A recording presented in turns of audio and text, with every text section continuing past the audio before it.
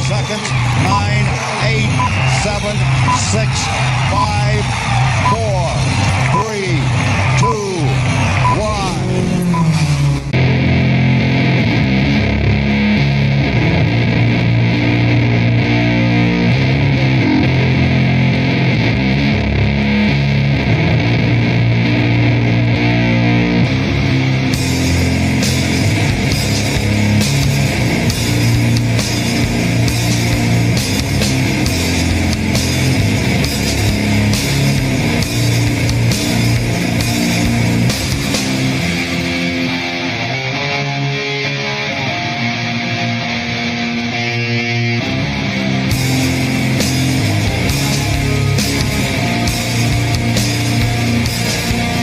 His America First policy, walking away from the rest of the world, has made us weaker, not stronger.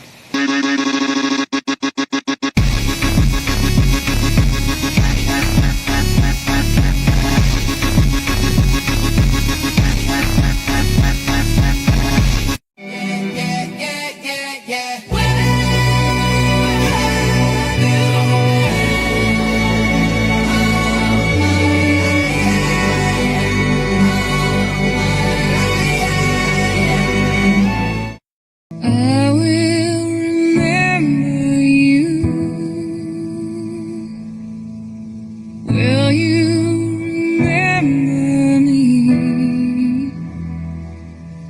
Don't let your life pass you by. Maybe this is the fishback motion.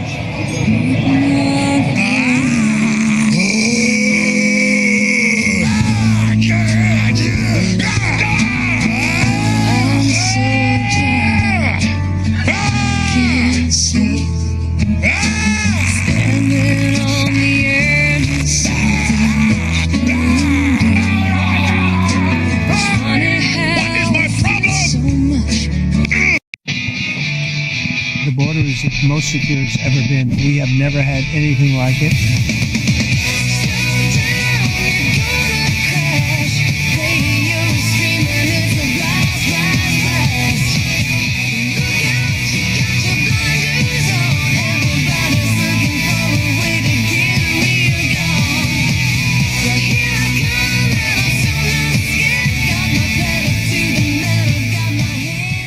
Most people want God to bless their life, but they don't want to carry the weight that comes with it. They want purpose without sacrifice, strength without struggle, victory without the fight, but God has never worked that way. In James 1:12 it says, "Blessed is the man that endureth temptation, for when he is tried, he shall receive the crown of life." Notice what comes first, the trial. God doesn't strengthen the man who avoids hardship. He strengthens the one who endures it. JFK Jr. did an interview with Jay Leno on May 14th. Remember that date. The women, one of them, there were two. One of them was named Victoria Woodhull. She ran for president in 1872. She's not. So JFK Jr. mentions the year 1872.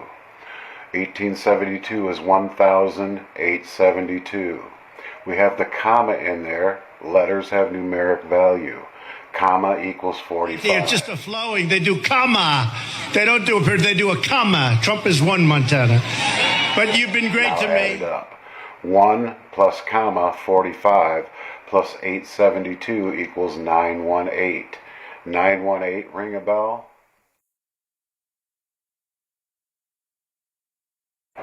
918. You are learning. How many coincidences before it becomes mathematically impossible? Wait until you learn who's been talking to you here. Out of left field, Donald Trump pardons Susan B. Anthony. She was arrested in 1872 for voting in the very election that JFK Jr. is talking about in the beginning of this video. Remember, 1872 is the same year that JFK Jr. mentioned at the beginning of this video in the interview with Jay Leno. Why did Donald Trump choose 8/18 to pardon Susan B. Anthony? Ready to be mind blown right now? Counting backwards from the end of the year, August 18th equals 5 months and 14 days. 5/14, the same date of the JFK Jr. interview with Jay Leno. Now count the months backwards. December 1, 2, 3, 4, 5, 6.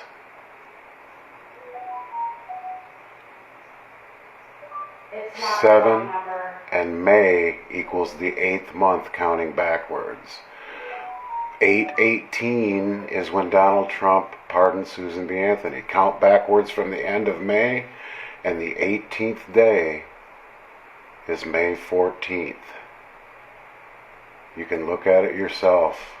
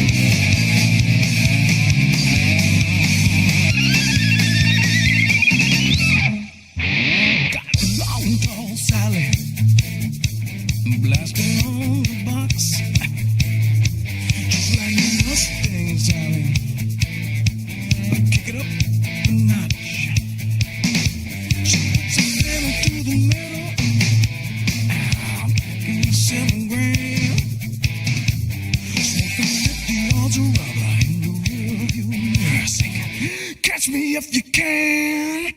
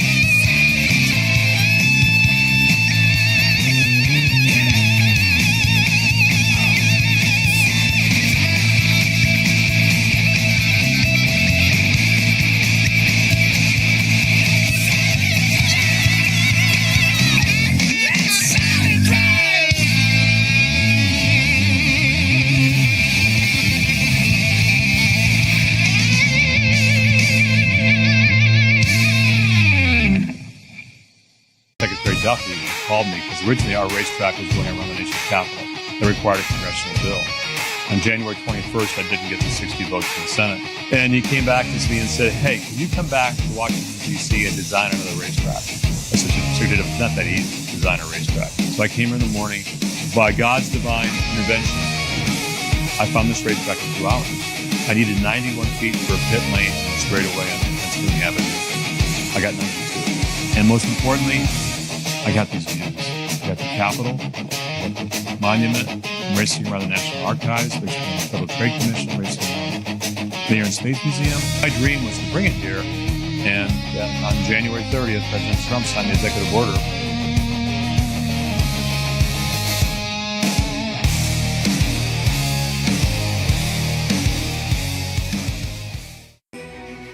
Part of my motto is showing up. Show up to the field.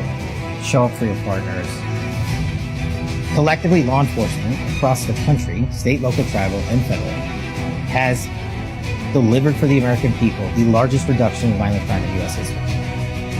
Violent crime, and we're talking rape, robbery, ag assault, all down double digits across America. That means we're working together better than ever. Can't thank you enough for your partnerships. I love going into a room and seeing all of this many law enforcement. It's no small task to reduce the violent crime rate in this country to historic proportions in just 14 months. So kudos to you guys on that victory, and we'll keep getting after it. Today, I'm announcing that the Trump administration is expanding federal support for proven, peer-reviewed programs that help parents overcome addiction, protect children, and keep families together. HHS, with the Administration for Children and Families, is adding 2 evidence-based peer support programs. The first is the Family-Based Recovery, and the second is called the Wellness Recovery Action Plan, or WRAP, to the Title IV E-Prevention Services Clearinghouse. That means states can use these programs to reach families earlier and then to claim federal reimbursements immediately. And Iowa is the first state in the nation to act. Quiet. I see deer. 200 meters. I take the shot. Vladimir, you've been aiming for 9 minutes. I've closed real estate deals faster than this. Just shoot. I meant to hit the bird. You were aiming left, the bird was right, and the deer is gone. That's a triple failure. Historic, actually. In Russia, this counts as success. We eat bird tonight. Give me the rifle. Watch and learn. See that hit the target on the first? Donald, you shot the cooler. The Diet Cokes were in there? Every single one. This trip is over. We're going home. Call the helicopter. I'm not doing this anymore. This is the worst hunting trip in history. We came back with 1 bird that nobody even aimed at. What a waste. The bird gave its life for Russia. In Moscow, they would build statue for this bird. You lost 12 Diet Cokes. That is the real tragedy. These people are a big part of this. They're always working. I've watched them from windows, and they are working at 6 in the morning till 12 o'clock in the night. Same thing with the military complex right over here. They're working from 6:30 in the morning is late. If they get at 6:30, that's like almost late. And they work till 11:30, 12 o'clock every night. That's why you see it going up so fast, so properly. But I want to give a lot of credit to the construction crews because there's nobody like them. There's nobody like them. Great job. I hope this is a good one. This had better be a good one. Even though, in theory, I don't know if anyone's ever going to see it again. That's a beautiful cut. Hey, maybe we should reverse it. Let it stay up. I like it better than what's on the other. That's pretty great, huh?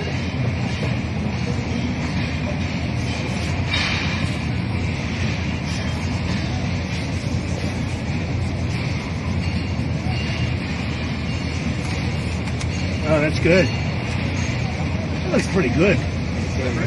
I think we should use this side.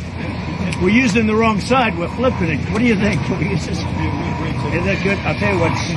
That's good. Come on, Brett, sign this. Any way you want. Better be under my name now. I'm only. I'll put it under your name.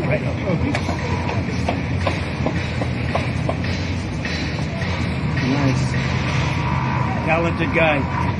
Jared, come on. Stop give that. Clark Construction, head of Clark.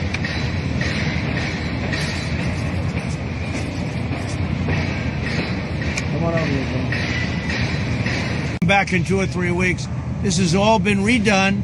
It's all been topsoiled. In other words, we put topsoil, brand new earth on top. Very, lot of good ingredients in that earth for grass. If you're grass, you're very happy. And this grass will look so beautiful. If you remember, it had big sunken areas in here, and it was pretty bad. It was in bad shape. But this grass was the highest quality. It was given free of charge by Scott's Miracle Grow, Scott's. And Scott's is a great company. They actually contributed to my campaign. I must be honest. You'll figure that one out. And they said to me, sir, we'd like to replace the grass at the White House with the highest quality grass and do a real job. So Scott's, I want to thank Scott's Miracle Grow. It's I think the biggest grass company in the world. This is going to look incredible from the air and from every place else. And again, this is going to be used for a lot of different celebrations, a lot of different big meetings where, as an example, President Xi is coming in a little while, a couple of weeks. And we didn't plan to have this done, but it's gone so well. I delayed them a week with the lift, but that's okay. That was a good delay. That was a very good delay.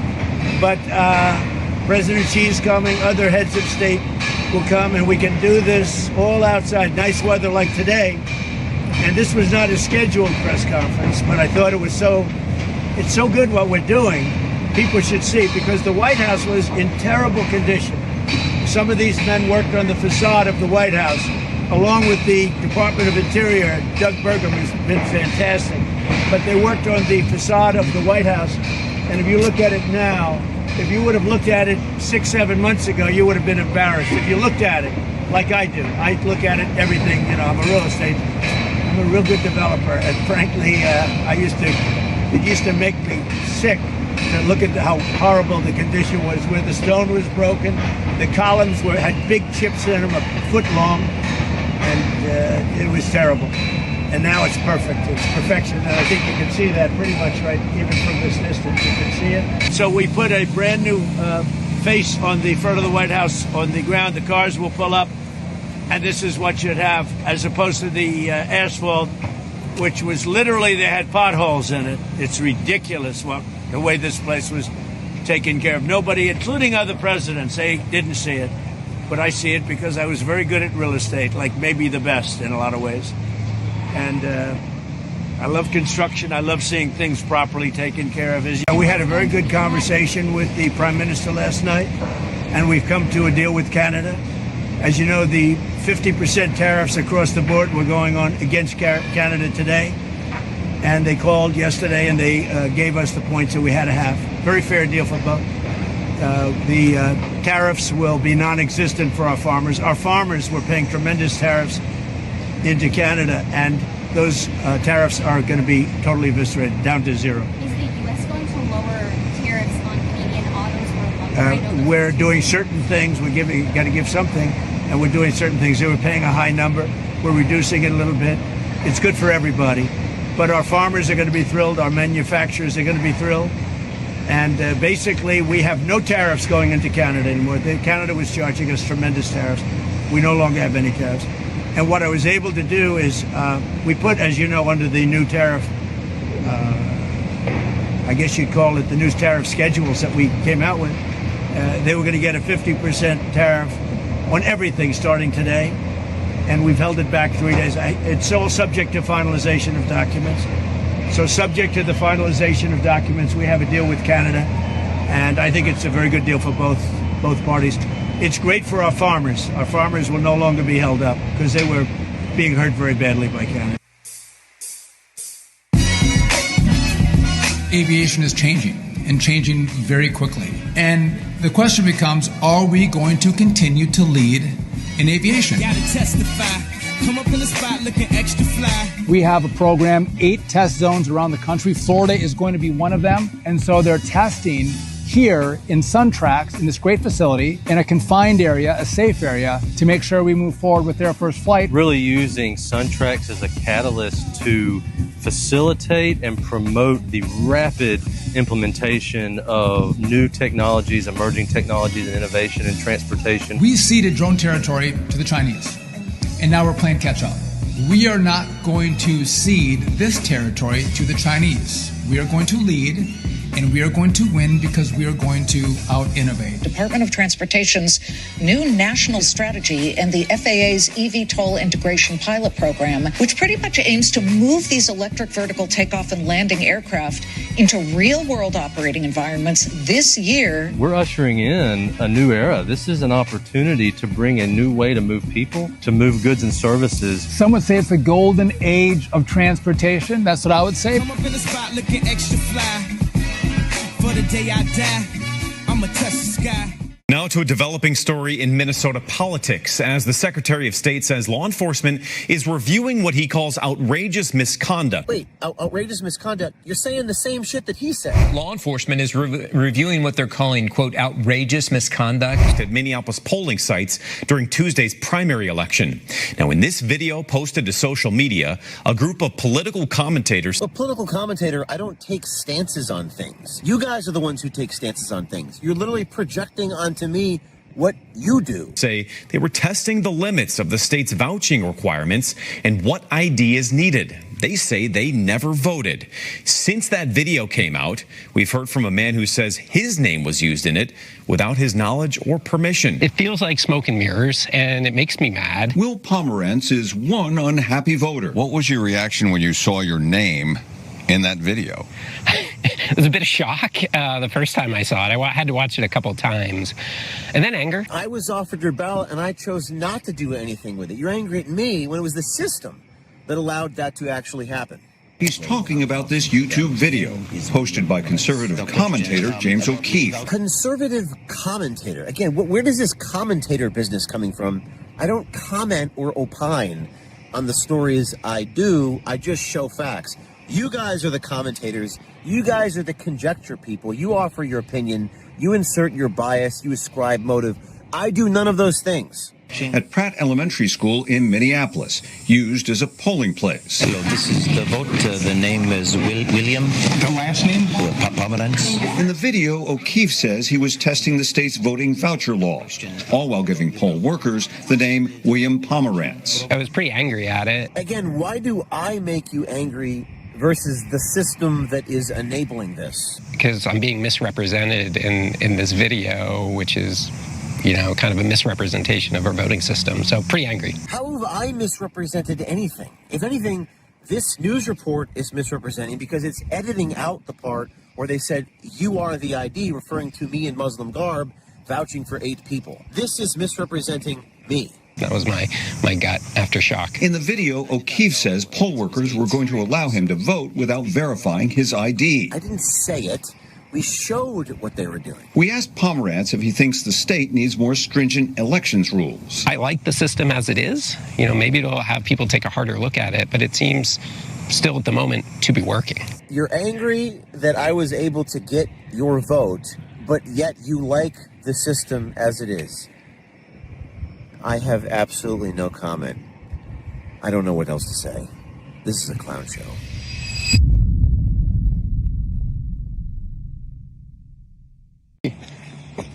I'm Joseph Philip Daniel. Stop being a mass murderer. You're going to reap what you sow. Jesus is watching you. You saw all the people you've murdered. It's a beautiful Tuesday morning here in Berry County, Michigan. I'm Sheriff Darleaf. An employee of the Michigan Secretary of State's office reported to me that non-citizens are automatically registered to vote when they change their address. The confidential informant provided evidence that the customer and automotive record system is programmed to congratulate and inform non-citizens that they are registered to vote. When the confidential informant provided proof to her supervisor that non-citizens are automatically registered to vote, the supervisor stated that the county clerk would identify the non-citizenship status. Unfortunately, ladies and gentlemen, this is not true. The county clerk has given access to the qualified voter roll after the Secretary of State registers a person to vote. The qualified voter roll does not designate a citizenship status. Once a person is registered to vote, they have the ability to receive a mail-in ballot or vote at the poll with their ID card. The polls do not verify citizenship status. My office has referred this matter for investigation to the United States Department of Justice of conspiracy to violate 18 USC 611 and place non-citizens on the qualified voter roll and in the jury pool. Additionally, I am asking the Michigan legislature to use its resources to remedy the illegal voter registration and placement in the jury pool immediately. My office encourages witnesses with additional evidence of non-citizens receiving automatic voter registration to report this evidence to my office or to your local sheriff. You know this is wrong. It's time to act. Have a good day. This morning, those controversial license plate tracking cameras made by Flock back in the spotlight. A Massachusetts police officer on leave at risk of losing his job and possibly facing criminal charges for allegedly abusing the technology. The Stowe Police Department says Officer Jason Rogers improperly accessed information about someone he knows 5 different times in the Flock database. The highly scrutinized Flock cameras automatically photograph every passing vehicle into a database that officers can search without a warrant. A fight now brewing in one Ohio community over the technology. A county commissioner calling for the Lucas County Sheriff's Department to pause its use of Flock cameras until an audit can determine what legal authority officers are using to access the data and how to protect residents from mass surveillance. This is mass surveillance at scale. But the sheriff defiant, calling the technology a game changer. There have been multiple reports across the country of law enforcement officers misusing the database. We are going to continue the Department of Government Efficiency that was started here in Florida under Governor DeSantis. As your governor, we are going to doge all local governments and all state agencies. There will be no sacred cows. Taxpayers deserve to know that their hard-earned dollars are being spent efficiently, transparently, and with total integrity. An achievable Florida means every Florida child gets a real shot at the Florida dream, no matter where they start. We are going to make sure our kids master math, reading, and writing, not just to have the best K-12 system in America, but to have the best K-12 system. What trimmer?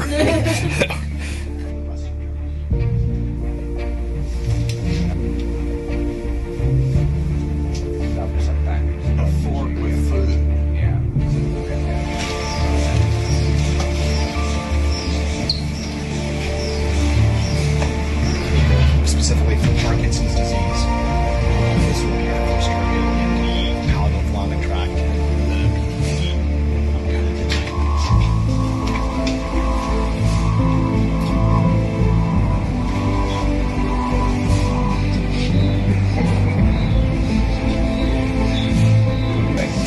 You know, there was. There you go. Yeah, I have just tickled pink. You did great. Eating was a problem. I wouldn't have been able to keep that cake on my fork. Nice.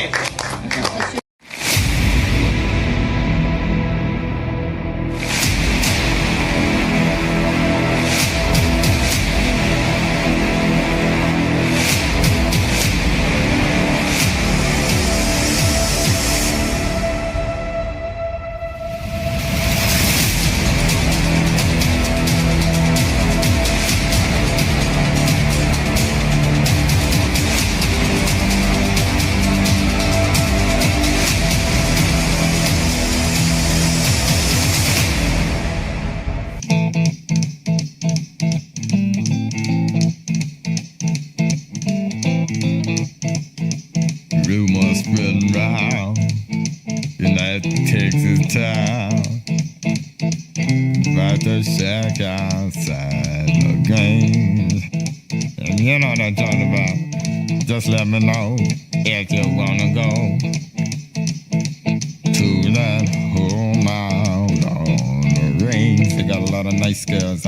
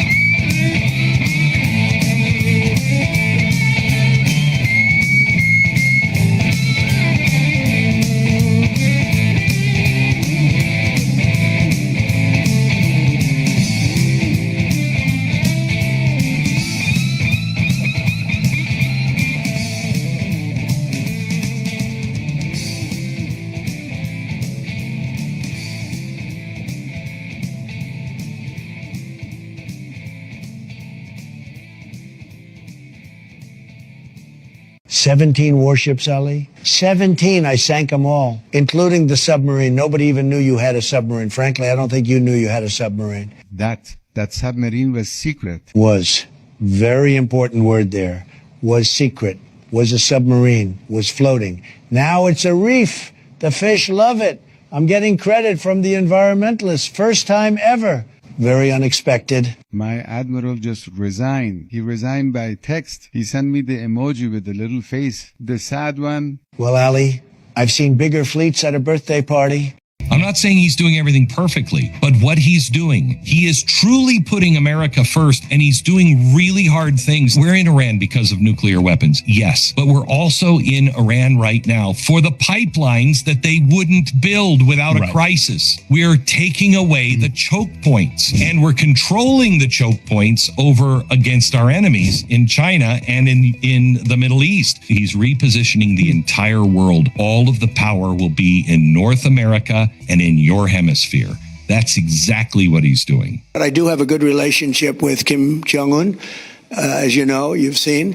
He didn't like Biden. He didn't like Obama. He didn't like anybody, but he likes me, and I just got along with him very good. We had great meetings. We speak.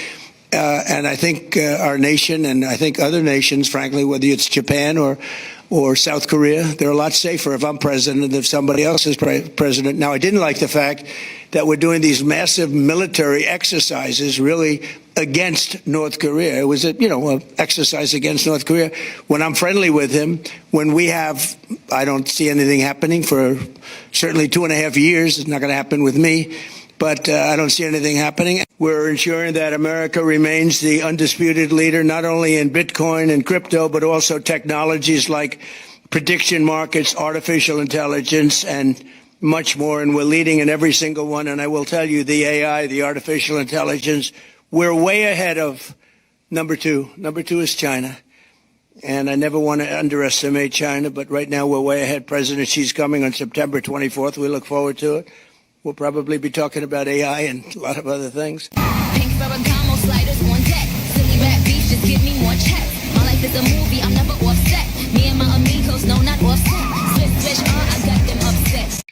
They spent $500 million, 5 years, developing the LifeLog that then became Facebook. One shut down at noon on February 4th, 2004. The other started up at noon, February 4th, 2004. It wasn't an invention of Zuckerberg. He's just a figurehead. So the politics in America have been attacked by a militarized social media operation. You think about Mockingbird getting journalists to all talk a certain way on certain subjects and be paid to control the narrative within the American media. You have multiple hidden militarized operations inside the American psyche to manipulate how we think and how we would vote. Google, it was shown that Google could add, several points to the overall election process just by what they allowed to be said or not said within the Google search engines. So you start adding it together, Facebook, Google, Twitter, YouTube, what you can say and what you can't say, what becomes politically correct or not. And it shuts down conversation. And that's aimed at moving the election. And I got enough bricks to build a house, Mom, Dad. Happy Parents Weekend! Is this the legendary Mr. and Mrs. Plechkabar? Who the hell's Plechkabar? Snow Paterno. I like you mean Joe Paterno. Blowpaw. You mean Joe Pa? Nittany Lines. Sandusty. Sorry, he's nitty. Get back to the lab, Donnie. Oh my goodness, are you a chemist? In a sense. Honey, you're surrounding yourself with such good people. I'm so proud of you. Your money, sir? This better not be lied again. Honey, look at our little entrepreneur laying down the law. Let's maybe go to my room. Now, your mother tells me you changed your major. Yeah, I'm actually thinking about studying abroad in Columbia. Honey, I'm thirsty. You got any tea in here? Yeah, I think I got some in the fridge. Honey, you got any sugar? Yeah, sugar's on the table. Thank you. Perfect. No, I was thinking maybe we just leave and we get out of here, and that way we can go grab it. What? Mom? Damn, I feel alive. Honey? Shit, I ain't felt this good since the 80s. Mom, are you okay? It's good shit. Honey, what are you doing with your teeth? Whew, heart's starting to beat a little bit, though. Hold up, what sugar did you use? I'm just that bag on the table. Damn it, something's going on. I just can't quite put my nose on it. What if you don't want to have That's kids? fine. Then go do it. You're risking that you might end up super miserable. And that's what we're seeing, is that we have seen a spike where half of women in their 30s that are unmarried are on antidepressants. Half. We've never seen a spike like this. And again, I'm not saying that's the only reason, but we've never, ever seen a generation or a group of people so angry, so miserable, so medicated. And there's obviously something wrong. We know who are the happiest women in America.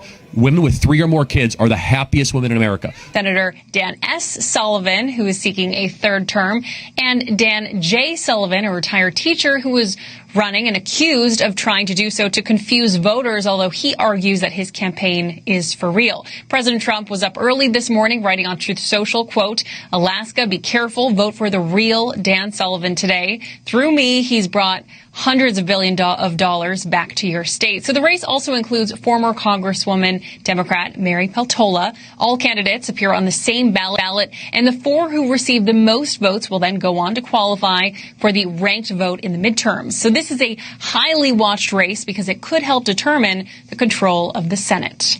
Back to you. Okay. Thank you so much. When you read... Well, shaken, not stirred may be his catchphrase, but it's the identity of James Bond that's causing a stir of its own. Debate is raging about who should next take the mantle of the world's most famous spy and whether it could be a woman. For more than 60 years, 007 has looked like this. Mr. Bond. James Bond. A white man with a British accent. It appears we share the same passions. Surrounded by beautiful women. Enjoy it while it lasts. But the iconic spy could undergo a major makeover after production house Amazon took over from long-time producers, considering a person of colour, as commentators speculate James Bond may even be played by a woman. Now, Dame Helen Mirren has said that despite being a feminist, she believes the next James Bond has to be a chap. British actor Nicholas Pinnock weighing in. I don't think changing him and ticking a box is the answer, but not everyone agrees. People would very immediately not even think about it. You know, they watch the first movie, just get into it, that's the new James Bond. So 100% it would work, yeah, definitely. So who will we see at MI6 next? The new James Bond actor will be announced at the end of the year, and 3 frontrunners have emerged. Callum Turner, Aaron Taylor-Johnson and Jacob Elordi among hot favourites. I'd go Kit Connor. Have someone young. I think I prefer, Roger Moore, Sean Connery. Whether producers will change the formula, yet to be seen. In London, Isabel Mullen, 7 News.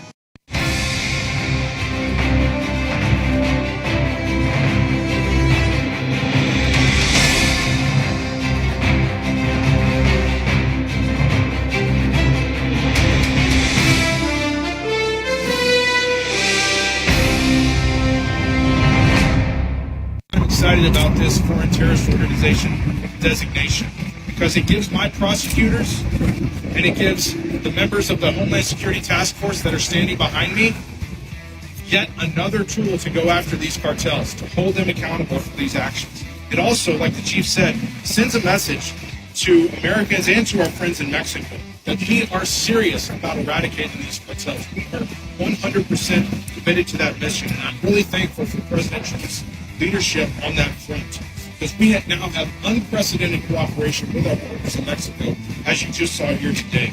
And we expect that to be the same going forward. So as I conclude, we got to remember why we're doing this. We're doing this because this particular form of darkness is worth pushing back against.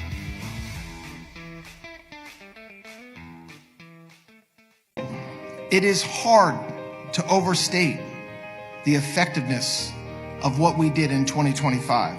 The first year of this administration, we saw the largest decrease in violent crimes in 100 years. And what that shows you, it shows you what happens when you have a leader, when you have President Trump empowering all of us, empowering me, empowering federal law enforcement to partner with our state and local cops, sheriffs, everybody. It happens when you back the blue every step of the way.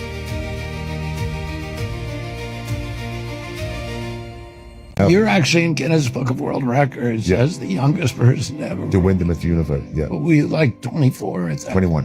I had nothing else. It's my way to survive. I had nothing else. If I didn't have this passion for bodybuilding, I'd be dead. I had nothing else. I was so beaten down. I had a very severe relationship with my father. He rejected me because I was not the perfect son. So I had to carry his pain. That was my passion to be what I am today. It's amazing because when you come from where you are today, it shows you that it's all about passion that made me who I am today. Yeah. That's why we built that body saying, nobody's going to beat me up. Nobody's going to beat me up. Look how powerful I am.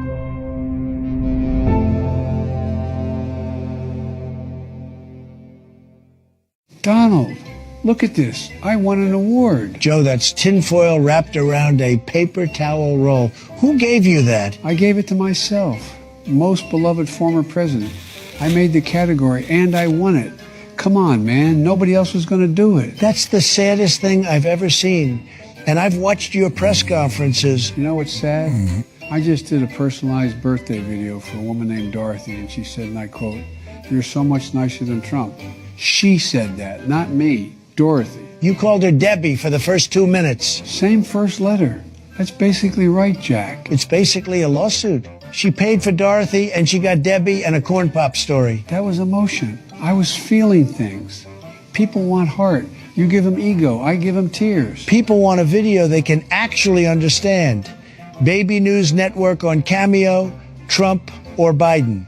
Link in the description. Choose wisely. One of us remembers your name. Happy birthday. Jack. Trump and Bessent press hard. The syndicate's answer comes in directed energy over Spokane, Washington. That's part of the engine of the car that just melted out of it. Houses incinerated, while trees and grass remain intact. Then you have the cyber strikes on water systems. Notice how Trump will not name Iran as the media tries to redirect our attention away from the money men. A senior law enforcement official says the incident bears the hallmarks of Iranian meddling.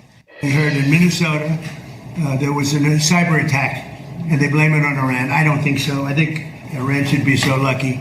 Iran's got bigger problems than worrying about Minnesota. Governor Walz is responding to the president's allegations. Trump knows exactly who is responsible for this attack. Trump will not name Iran. He keeps his eye on the money men in London. When he tells Iran to brace for the decapitation strike, he speaks to the lenders.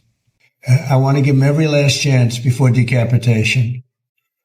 It's very tough to do what we have planned, still planned. We'll see what happens. Their blows are only the last thrashings of a dying order. The bridge from London to Iran falls. The bridge from London to the Vatican falls. In the midst of it all, Senator Grassley posts pictures of vacuum cleaners. The meaning? Trump is done cleaning the Justice Department. The ODNI is emptied. What has restrained the Antichrist spirit thus far is the body of Christ. Case in point, 2020 brought us to the brink of lawlessness.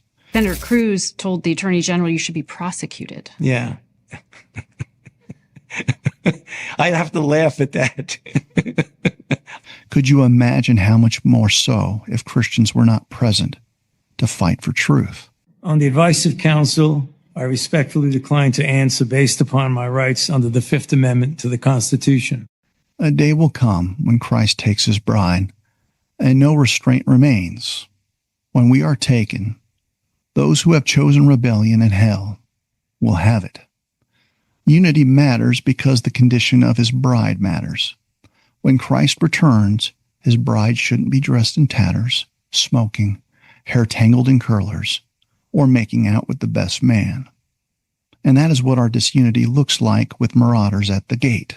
NBC News projects that broadcaster Ryan Elijah has defeated Republican Congressman Corey Mills in the primary in Florida. Aloha, this is Anna Serfine. Today is Wednesday, August 19th, 2026. The podcast is on the reason for all of the Iranian news equals Soros' empire is falling.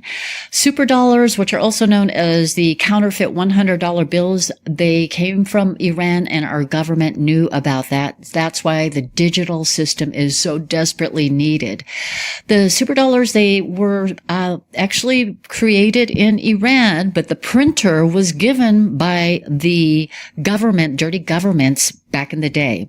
And they were printing out these counterfeit $100 bills, and it was funding a lot of criminal enterprises. Coincidence that child trafficking began when superdollars were created. Superdollars funded also worldwide criminal acts.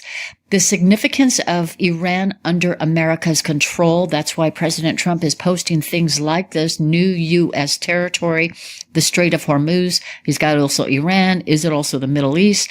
Soros and his puppets' ties to Iran. This podcast also covers how Scott Bessent confirmed Soros manipulated the markets, which is also known as financial treason, and how World Liberty Finance is approved by the OCC, and XRP earlier this year was approved as a commodity. So they're getting ready for it. And then Trump calls out Soros, Bill Gates, and other major corporations and individuals. The full podcast link is either above or below. Enjoy the podcast. I'll have another show very soon. Aloha.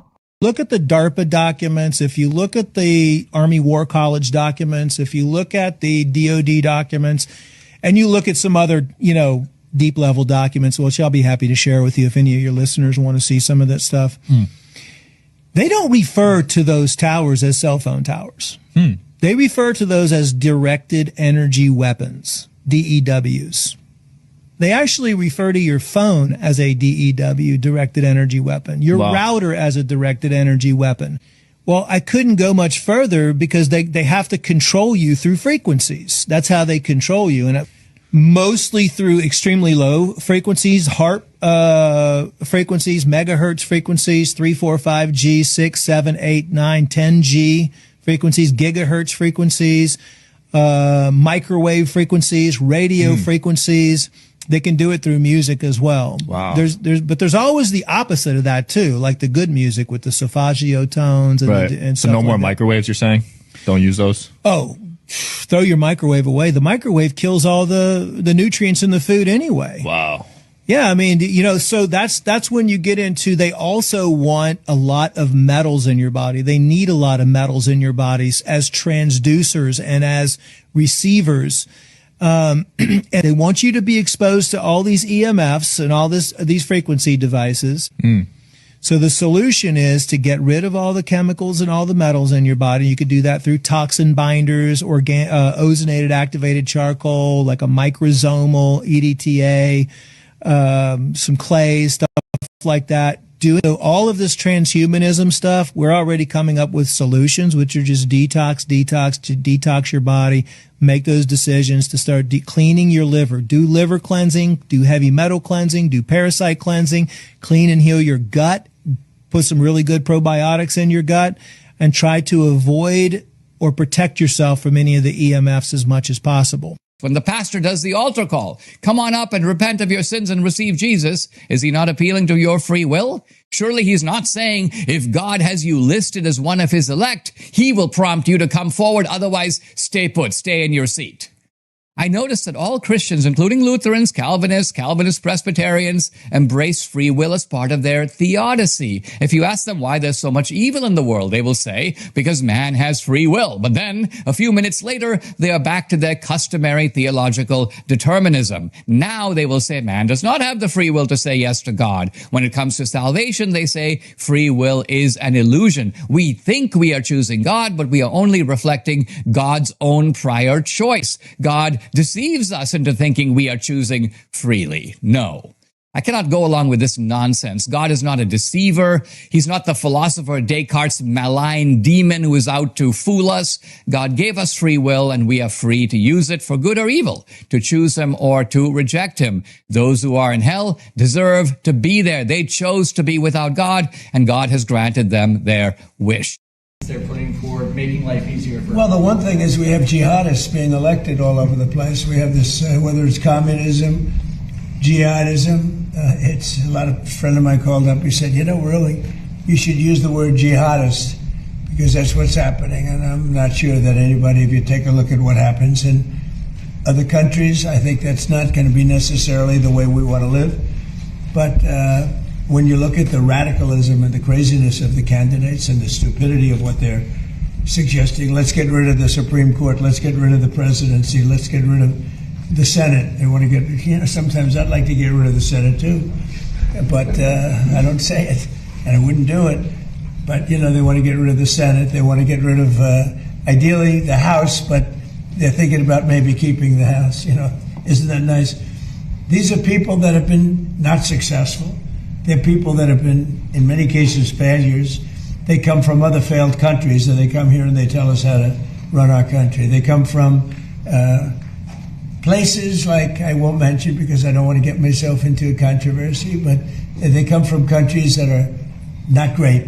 They come from, let's say, as an example, Somalia. They come in and then they tell us how our Constitution, how our Declaration of Independence, how it works. It doesn't work that way, and they're not smart.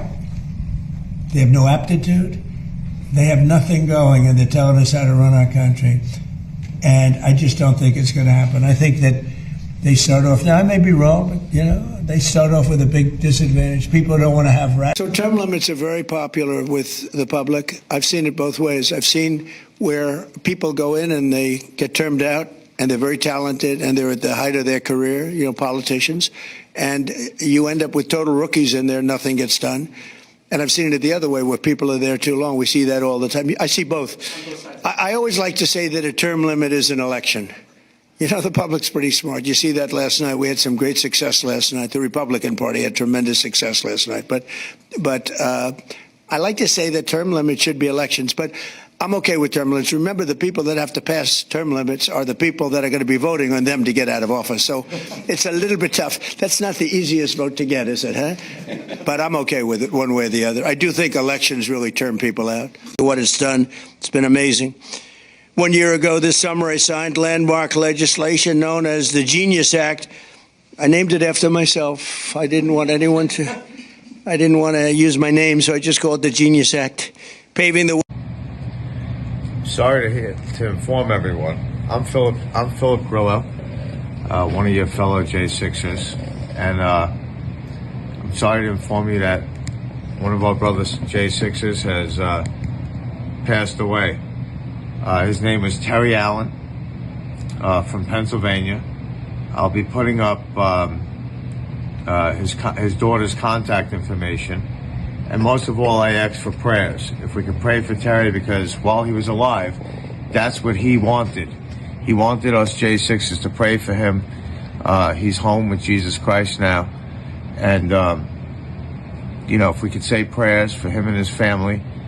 His name is Terry Allen from Pennsylvania. I'll be putting up his daughter's contact info. Again, nothing else works but prayers. Thank you very much. We are locked in. They can't stop us. We're going to win big. Believe me, it's going to be tremendous. We will make America great again. It's just awfully good that someone with the temperament of Donald Trump is not in charge of the law in our country. Because you'd be in jail. Secretary Clinton. Good evening, everyone. I'm Sandra Bookman. And I'm Joe Torres. We begin with the breaking news about Hillary Clinton's death. More than an hour later, Clinton emerged smiling. With Hillary Clinton, I could have done things to her that would have made your head spin. I thought it was a very bad thing. Take the wife of a president of the United States and put her in jail. And then I see the way they treat me. That's the way it goes. But I was very protective of her. Nobody would understand that, but I was. I think my people understand it. They used to say, lock her up, and I'd say, just relax, please.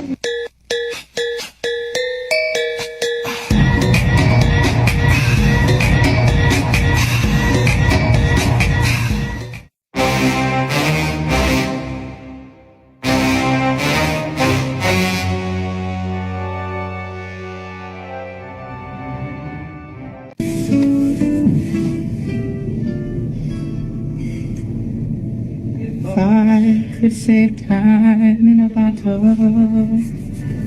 First thing that I'd like to do is to save every day till eternity passes away, just to spend them with you. Are you guys seriously this calm? What you did was incredible, and everybody saw it. In those dangerous moments that we have, we always try to fall back on our training. We are trained so well by many to handle a situation as best we can, so I really was thinking about how to get a boy out of the water as fast as I can. For shaping my future, I want to be a firefighter in the future. I hope to go through paramedic school and Look off to a good start. We'll give recommendations. We may have some good recommendations. I'd like people to remember that we make thousands of rescues along the California coast and around the world every day, and that this is not an uncommon occurrence. This is our job, this is what we're here to do, and this is the reason we are here.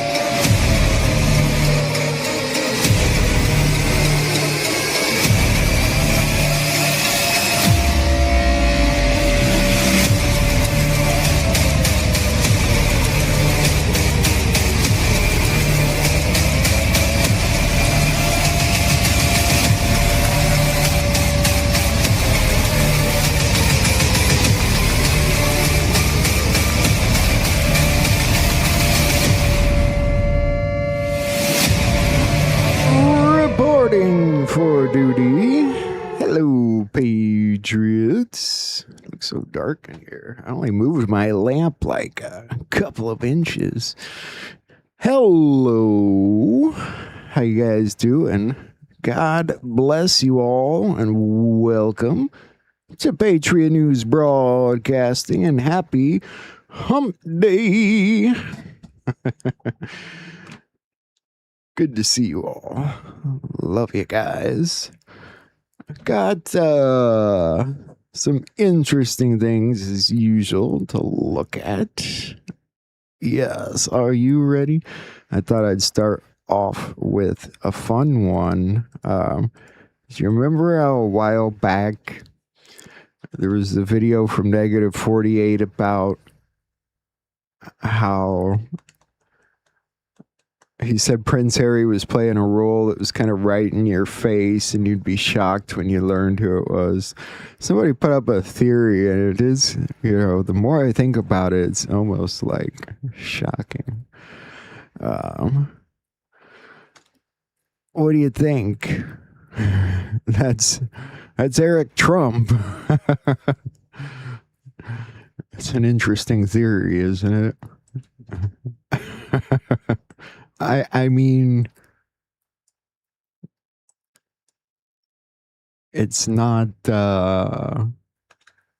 entirely crazy, actually, when you really think about it. He was just in the news, actually. I think it said he's moving back to the United Kingdom. What do you guys think? Mind blower? Kind of a mind blower. I can kind of see a resemblance there. Right there in front of us the whole time. I don't know. It's a thinker. Not seeing it. Prince Harry's a unique looking person. It is hard to... What was the other theory people had? Edward Snowden. There was another one. I don't know. Anyway, no, yeah. I thought I'd throw it out there. Thought I'd show it to you guys. See what you thought. It's complicated business. Complicated.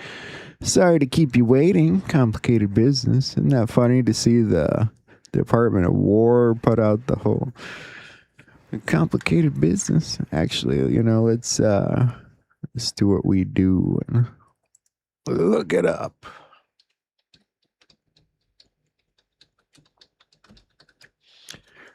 Complicated business. Complicated business 209. Ingersoll Lockwood 209. The real commander-in-chief 209.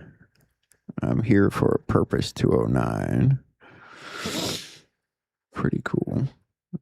Anything else? Level the playing field 209. Spear of Destiny 209. Constitution Day 209. Flawless Victory 209. All right. It's complicated. It's complicated business. Sorry to keep you waiting. President Trump posted this. The Keystone Pipeline? Not exactly. Yes, but no. So, my understanding of what the Keystone is that opened the door of all doors, as Q Post 167 said, had to do with Epstein. We also point out tomorrow's deltas on Epstein. One of the meanings for Keystone is the entrance to Epstein Island. And later tonight, Trump posted Biden on a tombstone in Keystone. Is that today's delta, I wonder? I can't tell.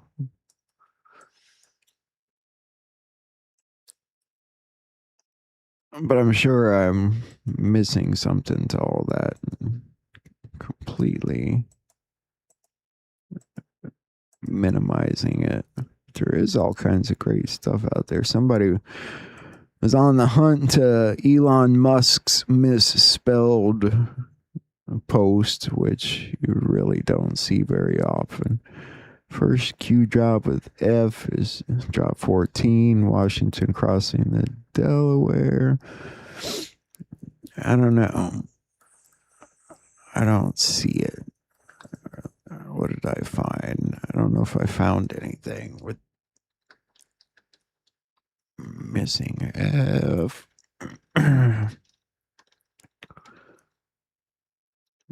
Missing F equals Kushner 96, MK Ultra 96, Doomsday 96, Don't Panic 96, XRP Gold 96, Return 96, Cincinnati 96, Mel Gibson 96.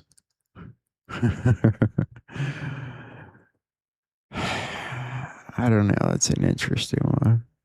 There's a potential future that is super amazing if we all fight hard to achieve it. Let's see if anybody put anything different. I think I come back to it maybe. Elon and Department of War tag team comms, follow the threads, everything, and this is connected. Elon's missing F. Panic in DC. Missing F is Don't Panic.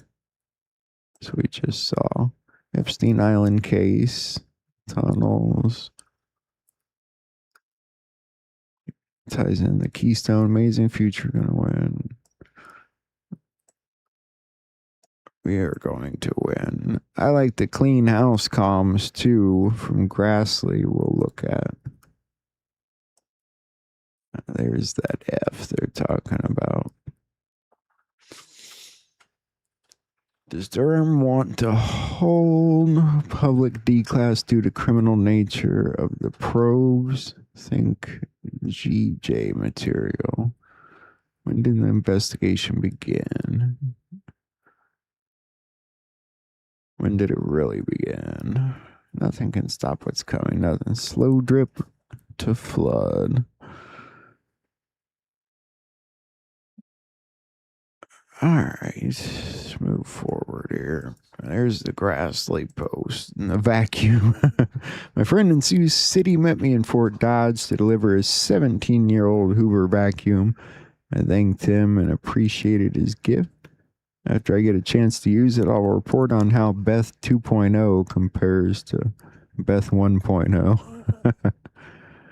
A 17-year-old Hoover. Clean house is very important. They've definitely cleaned out a lot.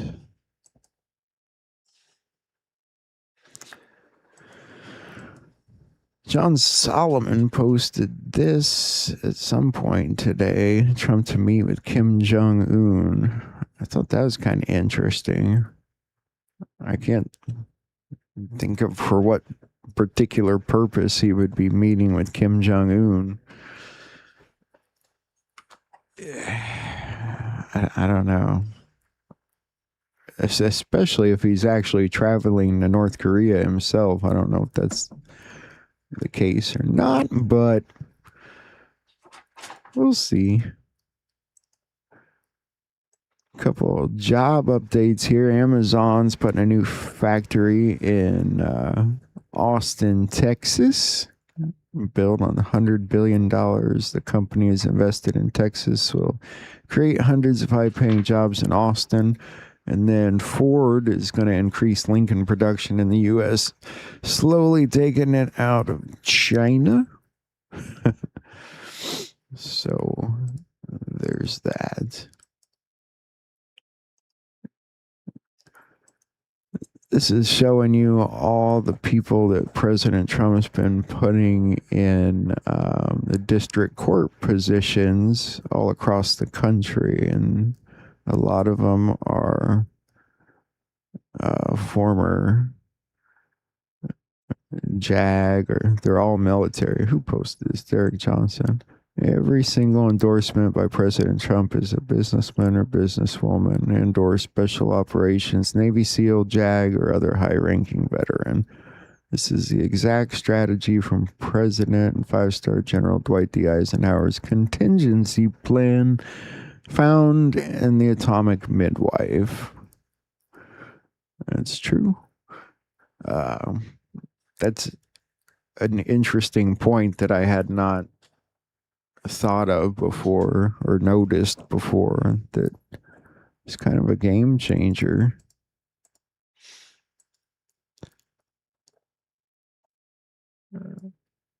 Let's see. I think Melissa shared this. Something big is about to happen with deportations in America. Just spoke with the senior DHS official.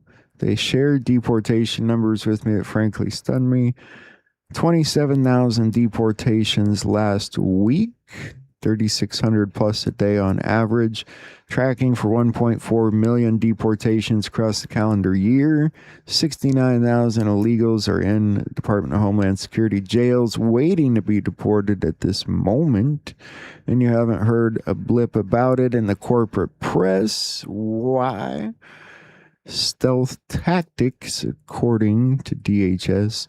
We're everywhere in every major city. We tell no one. Plain clothes, beat up old cars, quick work, tactical strikes. No one sees anything. No drama, no tears, no media circus. You're just going back home where you belong. And here's where it gets insane. DHS tells me blue states are quietly and very secretly working with the Trump administration to assist in the mass deportation of criminals. The criminal alien issue has become so politically toxic and costly that Democrat governors have given the green light to sheriffs and police chiefs in major blue cities to drop their illegals off with undercover ICE for removal. It's happening, but you just don't see it. Yes, it is. And they told you it would. Somebody was complaining about that a couple weeks ago. It's happening.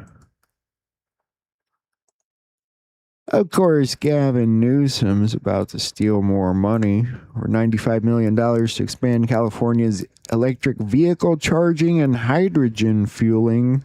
Hydrogen fueling? Isn't that just water? Or am I wrong about that? Translation, $95 million about to go in the Democrat coffers. Yes, I think M&J Truth posted that. That's exactly what it translates to. That's what they've always done. Make up things to spend money on. And it goes in their pockets. The midterm convention is going to be in Dallas, Texas, September 9th and 10th. A rally like you've never seen before, President Trump says. The negative 48 teams, people, the Protsmanians, they call them, will apparently be in Dallas in September for this convention. So it's going to be kind of interesting. I'm looking at going to that event in Florida in October if I'm lucky. But yeah, for the first time ever, Republicans from all across the great country will come together for a midterm convention to celebrate our tremendous victories and success. And there were quite a few of them. And a notable, well, I don't know where I put it, but people connected to, like Tucker Carlson vouched for it, didn't do very good. No one has given the Islamic Republic of Iran a greater opportunity to make a deal than me, but tragically they failed to take it. Therefore, I'm announcing the most crushing economic operation ever taken against any country. This will be economic warfare and isolation on an unprecedented scale. Their navy's gone, Air Force destroyed, military, etc. I'm also announcing that any country that allows its financial institutions, businesses, airports, government entities to provide any type of lifeline to Iran will itself face tremendous economic consequences. Oil smuggling, swap lines, cash transfers. What do you think they're setting up for? I mean, we were under the impression, I was under the impression all these bombings and some of it was to see to it that they couldn't rebuild. And now, you get where I'm going with that. It's confusing. I'm trying to figure out what the story is. But I could see it being useful to the end game in a lot of different ways, both financially and, for our country and for whatever sum of all fears type of situation we might see played out, I guess you could say. The numbers on the heat wave are staggering. In Europe, killed 16,000 people. Belgium particularly hard hit. The death toll has surpassed COVID, if that tells you something. 16,000 excess deaths were recorded across Europe during a single week of the June heat wave. Despite this, local leaders are resisting installing air conditioning. 20% of European homes have it compared to 90% in the U.S. Huh, I didn't know that. But this summer, it's been wild, hasn't it, guys? From the heat and the fires, and now the flooding. There's flooding in West Virginia, Hawaii, Utah, you name it, Indiana. Missouri before that. It's either flooded or on fire in this country. Yeah, shocking. It's been a heck of a summer. Tintin, Donald J. Trump to JFK. I thought that was a cool picture. Sean Duffy shared that. Welcome to President Donald J. Trump International Airport. Yeah, that's what I was talking about earlier. The people that were kind of tied to Tucker Carlson, Alex Jones, did not fare well in the primaries. I don't know if that's a sign of the kind of support they thought they had and didn't have. And Alex Jones is holding some kind of event. Appears to be an X across the picture there, but in Dallas, middle of November. You can see who's joined with him. I don't know who all these people are, but I don't know if that helps. Moving forward. Elon Musk is calling for the release of former officer Derek Chauvin, as they're seeking to dismiss the George Floyd conviction. So there's that. I mean, the guy is still a schmuck, frankly, if you want my honest opinion. It's not like he was a good cop. He's still a schmuck. Big story of the day. keep targeting this Abdul El Sayed. His mother worked for a designated terror group. We learned about his father the other day. She was a sympathizer for bin Laden. So there's that. I like the video in the intro from James O'Keefe. They're all pissed at him for trying out the vouching rule in Minnesota. That one guy's like, I still think it's okay how they do things. You're kidding me. Let me see what else I got here. Of course, I've been talking about the Freedom Grand Prix. That's August 22nd and 23rd. Wouldn't that be awesome to drive in? You know, I always thought it'd be fun to race anyway, but to race on the streets of DC, that'd be cool. That would be fun. Wonder if that'll be on TV. I'm starting to think Mike Flynn's lost his mind with the flock camera thing here. Get these cameras the flock out of here. Right, flocking now. Roger Stone. When those in power cannot defend their actions, they attempt to discredit the people asking questions. During COVID, skeptics were called conspiracy theorists. Yeah. It's a lot of cameras. It's a hell of a lot of cameras. It's a prelude to how much worse it could really get. But like I showed you in my town, you can't enter my town or exit my town without passing a flock camera on the highway. So, I mean, you know, I get how somebody who just had their kid kidnapped would feel differently about it, but the wife of that cop who was looked up 700 times, she probably is not. You know, she probably has other things to say about it. Get this statistic, guys, that CNN put out. When a new album drops, traffic deaths go up. On days when major music albums are released, traffic fatalities in the U.S. rise by 15%. Is that weird?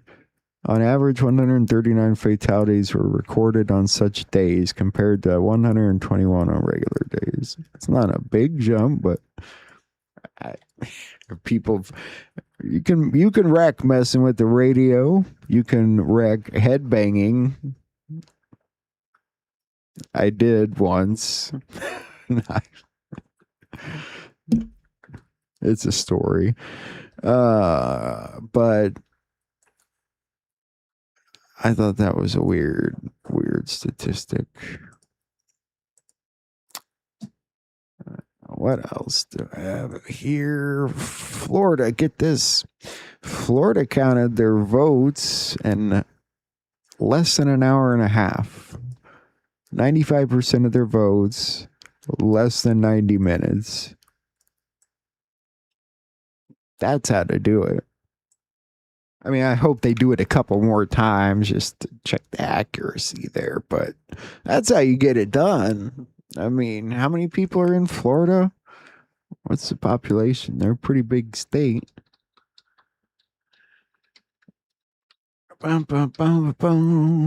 Population 23 million. Wow, that's exactly the number I was thinking too. Wonder how many are in my state. I don't know the population in my own state, to be honest with you. 12 million. Wow. There's a lot more people in Florida than Illinois by double. People have left Chicago. They've been leaving Chicago for years. They've been leaving Illinois for years. We were the #1 state. People were fleeing there for a while just because of how things were. But my hat off to Florida for getting the job done. This is also a sad statistic that somebody shared. America's lost 150,000 cattle ranches since 2017, and most will never return. The average beef producer is now 58 years old, and the land behind them is being sold for other things. Isn't that messed up? We've got to do something about that. Gotta do something about our farming. We can't lose our farming, for crying out loud. Oh, I should say President Trump's been doing stuff about it, quite frankly.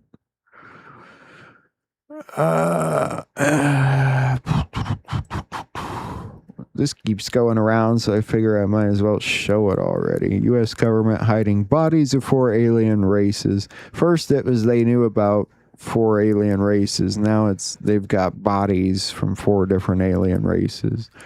It's from the Daily Mail, but it keeps popping up everywhere. So I figured might as well show it. What do you think? Think they have bodies of 4 different alien races? Is that some homage, or is that just Daily Mail jumping in on the hype?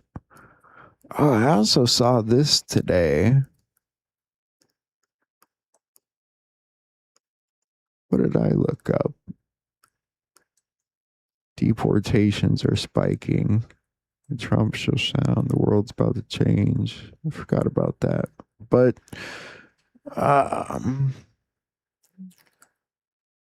where did it go?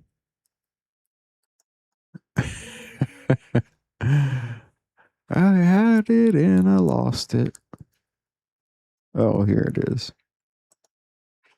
I don't know if you'd call it a statistic, but somebody shared this.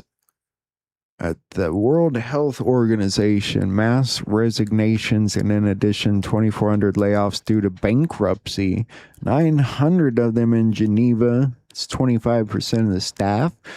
Chief Scientist Jeremy Ferrara resigns after it's revealed that the origin of the virus was concealed. Chief Data Officer Yukiko Nakatani flees after intense internal disputes.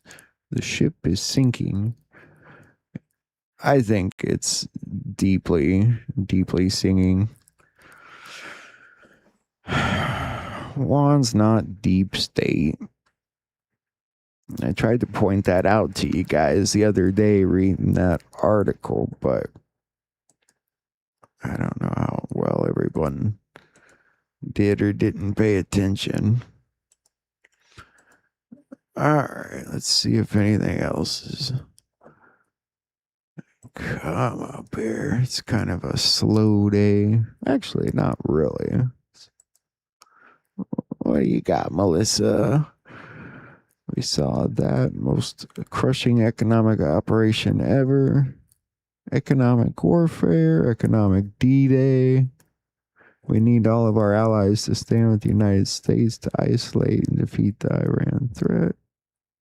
Trump says he'll unleash economic D-Day and the most crushing warfare against Iran. Yeah. It's interesting. Talking about the ballroom again. Saw that.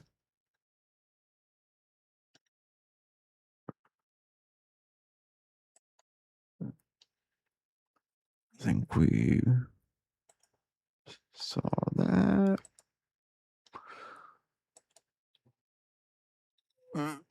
Complicated business, complicated.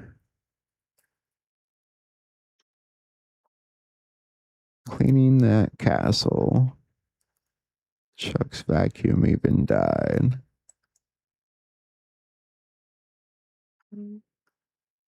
Castle clean. Yep.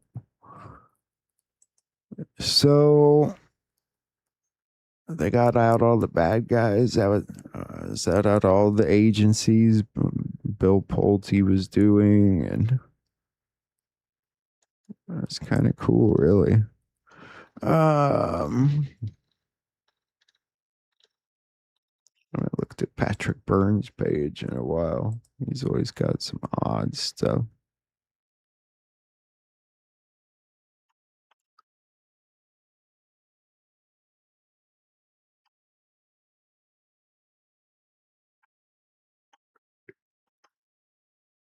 Not really new stuff.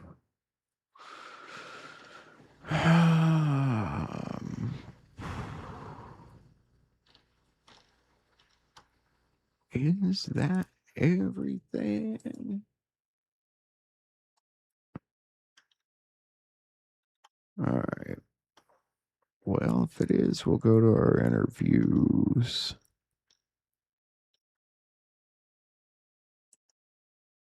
I'm starting to like this channel. We need to look at it sometime. The Absolute Storm. They've been really on top of the comms. Like, it's really done a good job. It would be kind of cool to check out.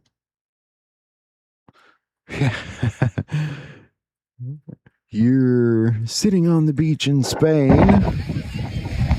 and a boatload of illegals comes floating by. I guess they're gonna have to get used to that or get guns.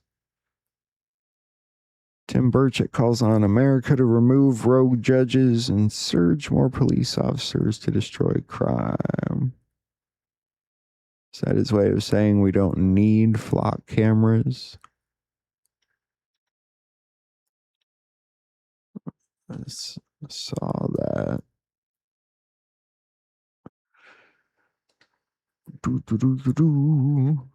Enjoy the last few days of the circus.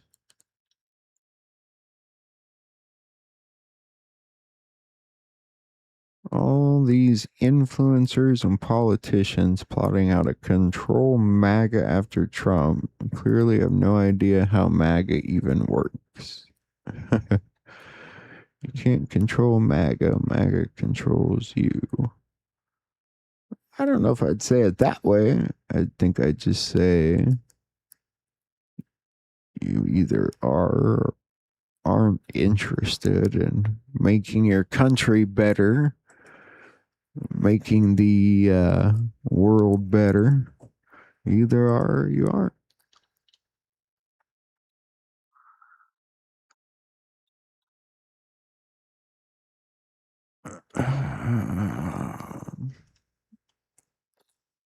Yeah, I think this is the channel. Squad 2.0, Phase 3 Cancer Cure, Grassley and Beth 2.0, 25th anniversary of 9/11. Yeah, it's coming up quick. I think we'll see President Trump maybe drop some files or something on that. We might have to check this episode out if there's nothing else on. Be kind of cool.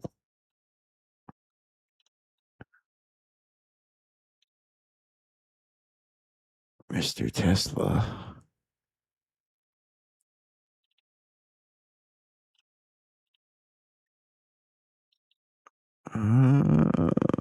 Speed this up. Seen that post.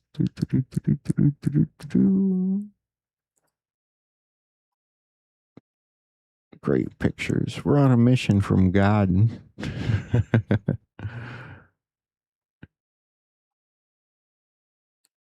Human stories. Is this a ghost reading? Human stories. That's interesting. I like the stuff they post here, though. But I don't see any news, so we will keep rolling. All right. Coming back out of here. You miss Jordan Maxwell. I'm not really familiar with who he is.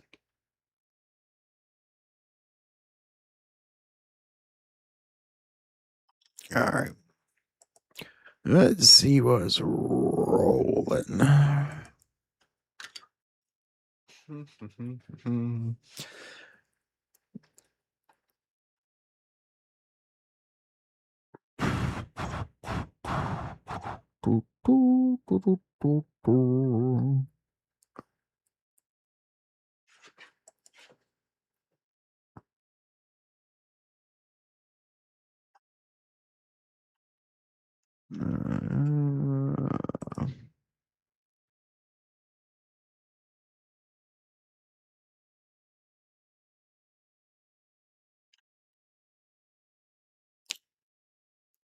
I'm looking.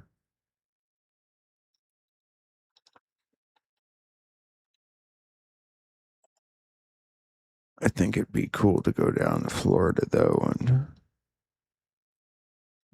meet some of the people going to that event.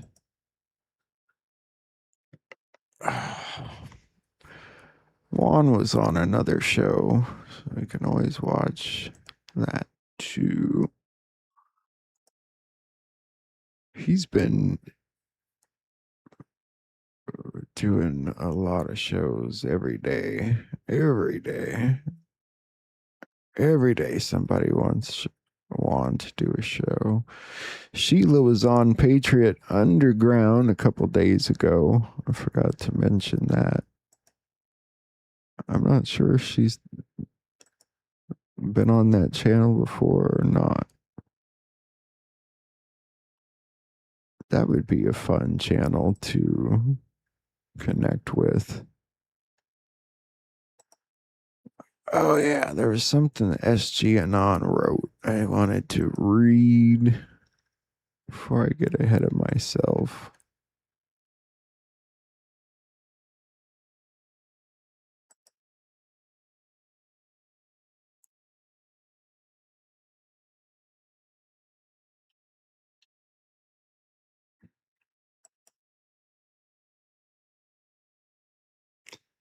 Derek Johnson was on with Francine Fosdick on Up Front in the Prophetic.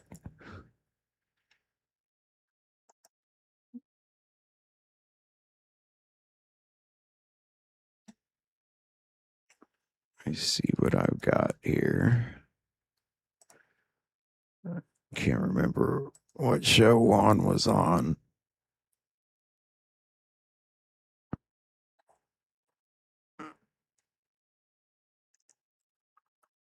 I can't remember what it is, what the name of the channel is, but it's kind of our options. We can watch Juan, we can check out that other channel. While you're thinking about it, I'm going to read what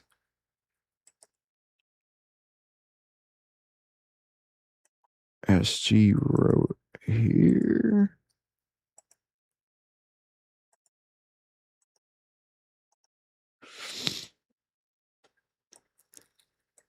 I hypothesized ages ago and shared with the audience and followers of this channel that Israel versus Turkey and NATO was coming. Logically, it makes sense if the ultimate intended outcome for the main event West Asia. Wait, is that what that is? Middle East. Oh boy. He has his predictions usually come true too.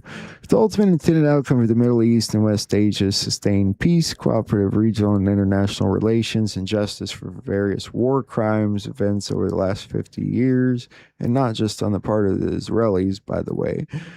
In the last 24 hours, Tel Aviv first strike attacked a large airfield in Syria, less than 60 miles from the Turkish border. Biblical prophecy tells us that during the time period which will come to be known as Armageddon, the city of Damascus, Syria, is utterly destroyed. Syria sits between Israel and three major Arab powers, two of them militarily much stronger than Tel Aviv in terms of conventional capabilities. President Trump just touted the Mecca Defense Agreement again over the last 24 hours. This agreement requires Arab state signatories to actually step up to the plate if one of the group is attacked, regardless of where the attack originates from. Hey, that would kind of explain what that was about, I wondered. Turkey's been among the loudest and longest continuous voices for the reining in of all forms of regional terrorism in the Middle East and West Asia, which they state includes the Laikid government in Tel Aviv, but is not limited to it. Egypt is currently getting publicly called out by its neighbors and can't avoid what comes next with the Houthis in Yemen, vis-a-vis their crusade against the Saudi-Israeli-USA axis. The southern end of the Red Sea is likely to become impassable as regional tensions continue to escalate. This will make the difficulties we've seen from the Hormuz Strait seem like child's play. When that happens, pressure inside the worldwide resource, communications, and energy ecosystems will force drastic action on the parts of governments everywhere, especially in the West and the Pacific Rim. Nobody promised eradicating evil from the world would be easy, but it was promised that it would be worth it. Remember why God woke you up and why you're here on this earth for such a time as this. The new world is dead ahead.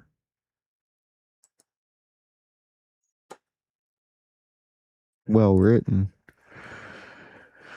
Oh shit, did my numbers go bonkers, or did that many people just I'm not sure about this thing sometimes. It jumped. It was weird. It's really weird. Okay. What do we got here?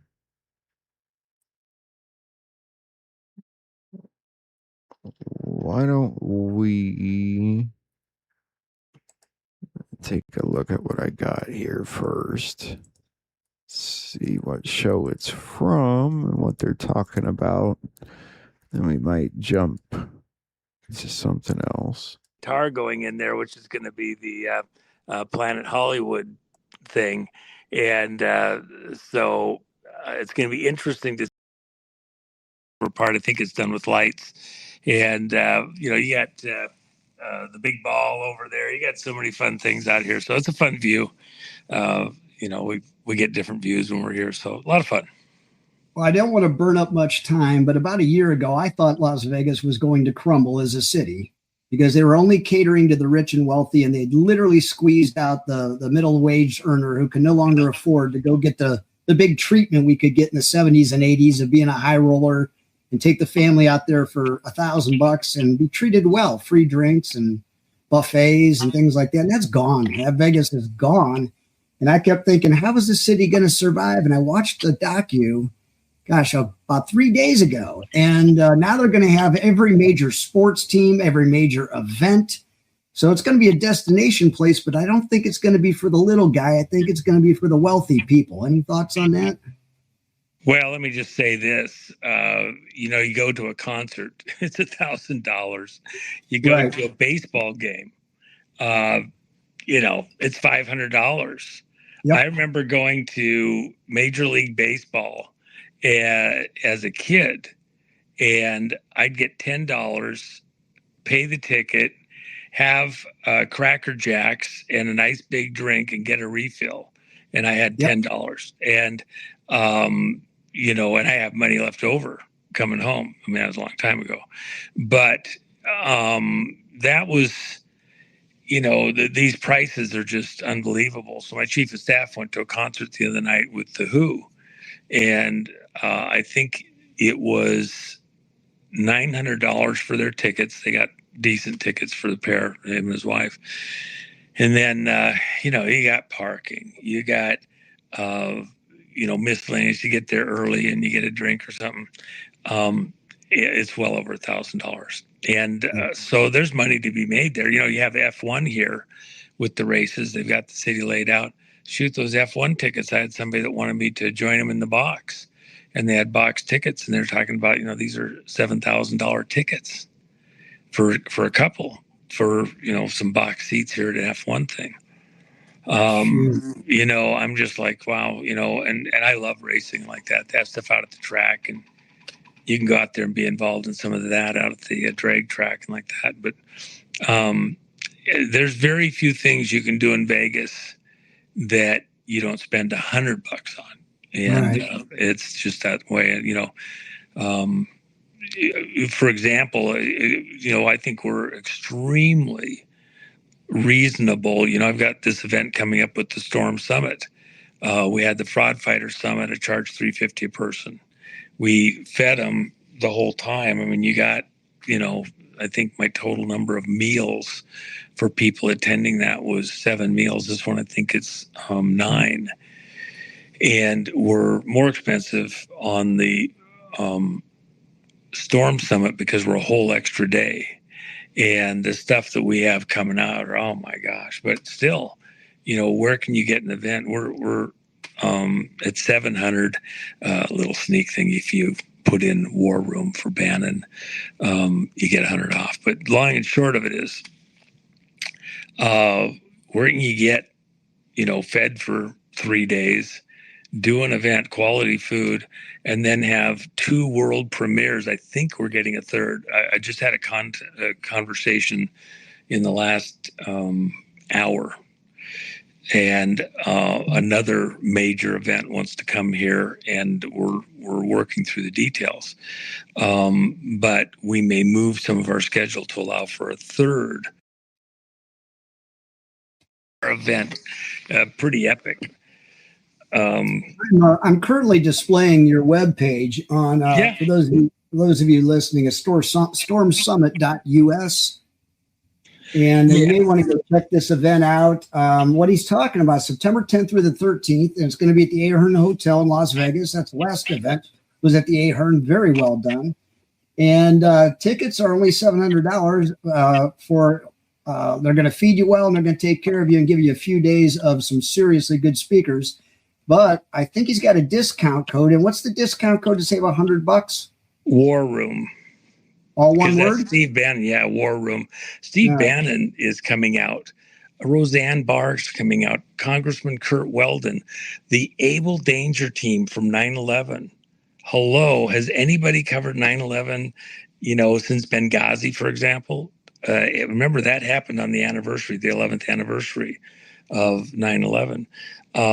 We're looking at election issues. The president said China attacked us. Okay.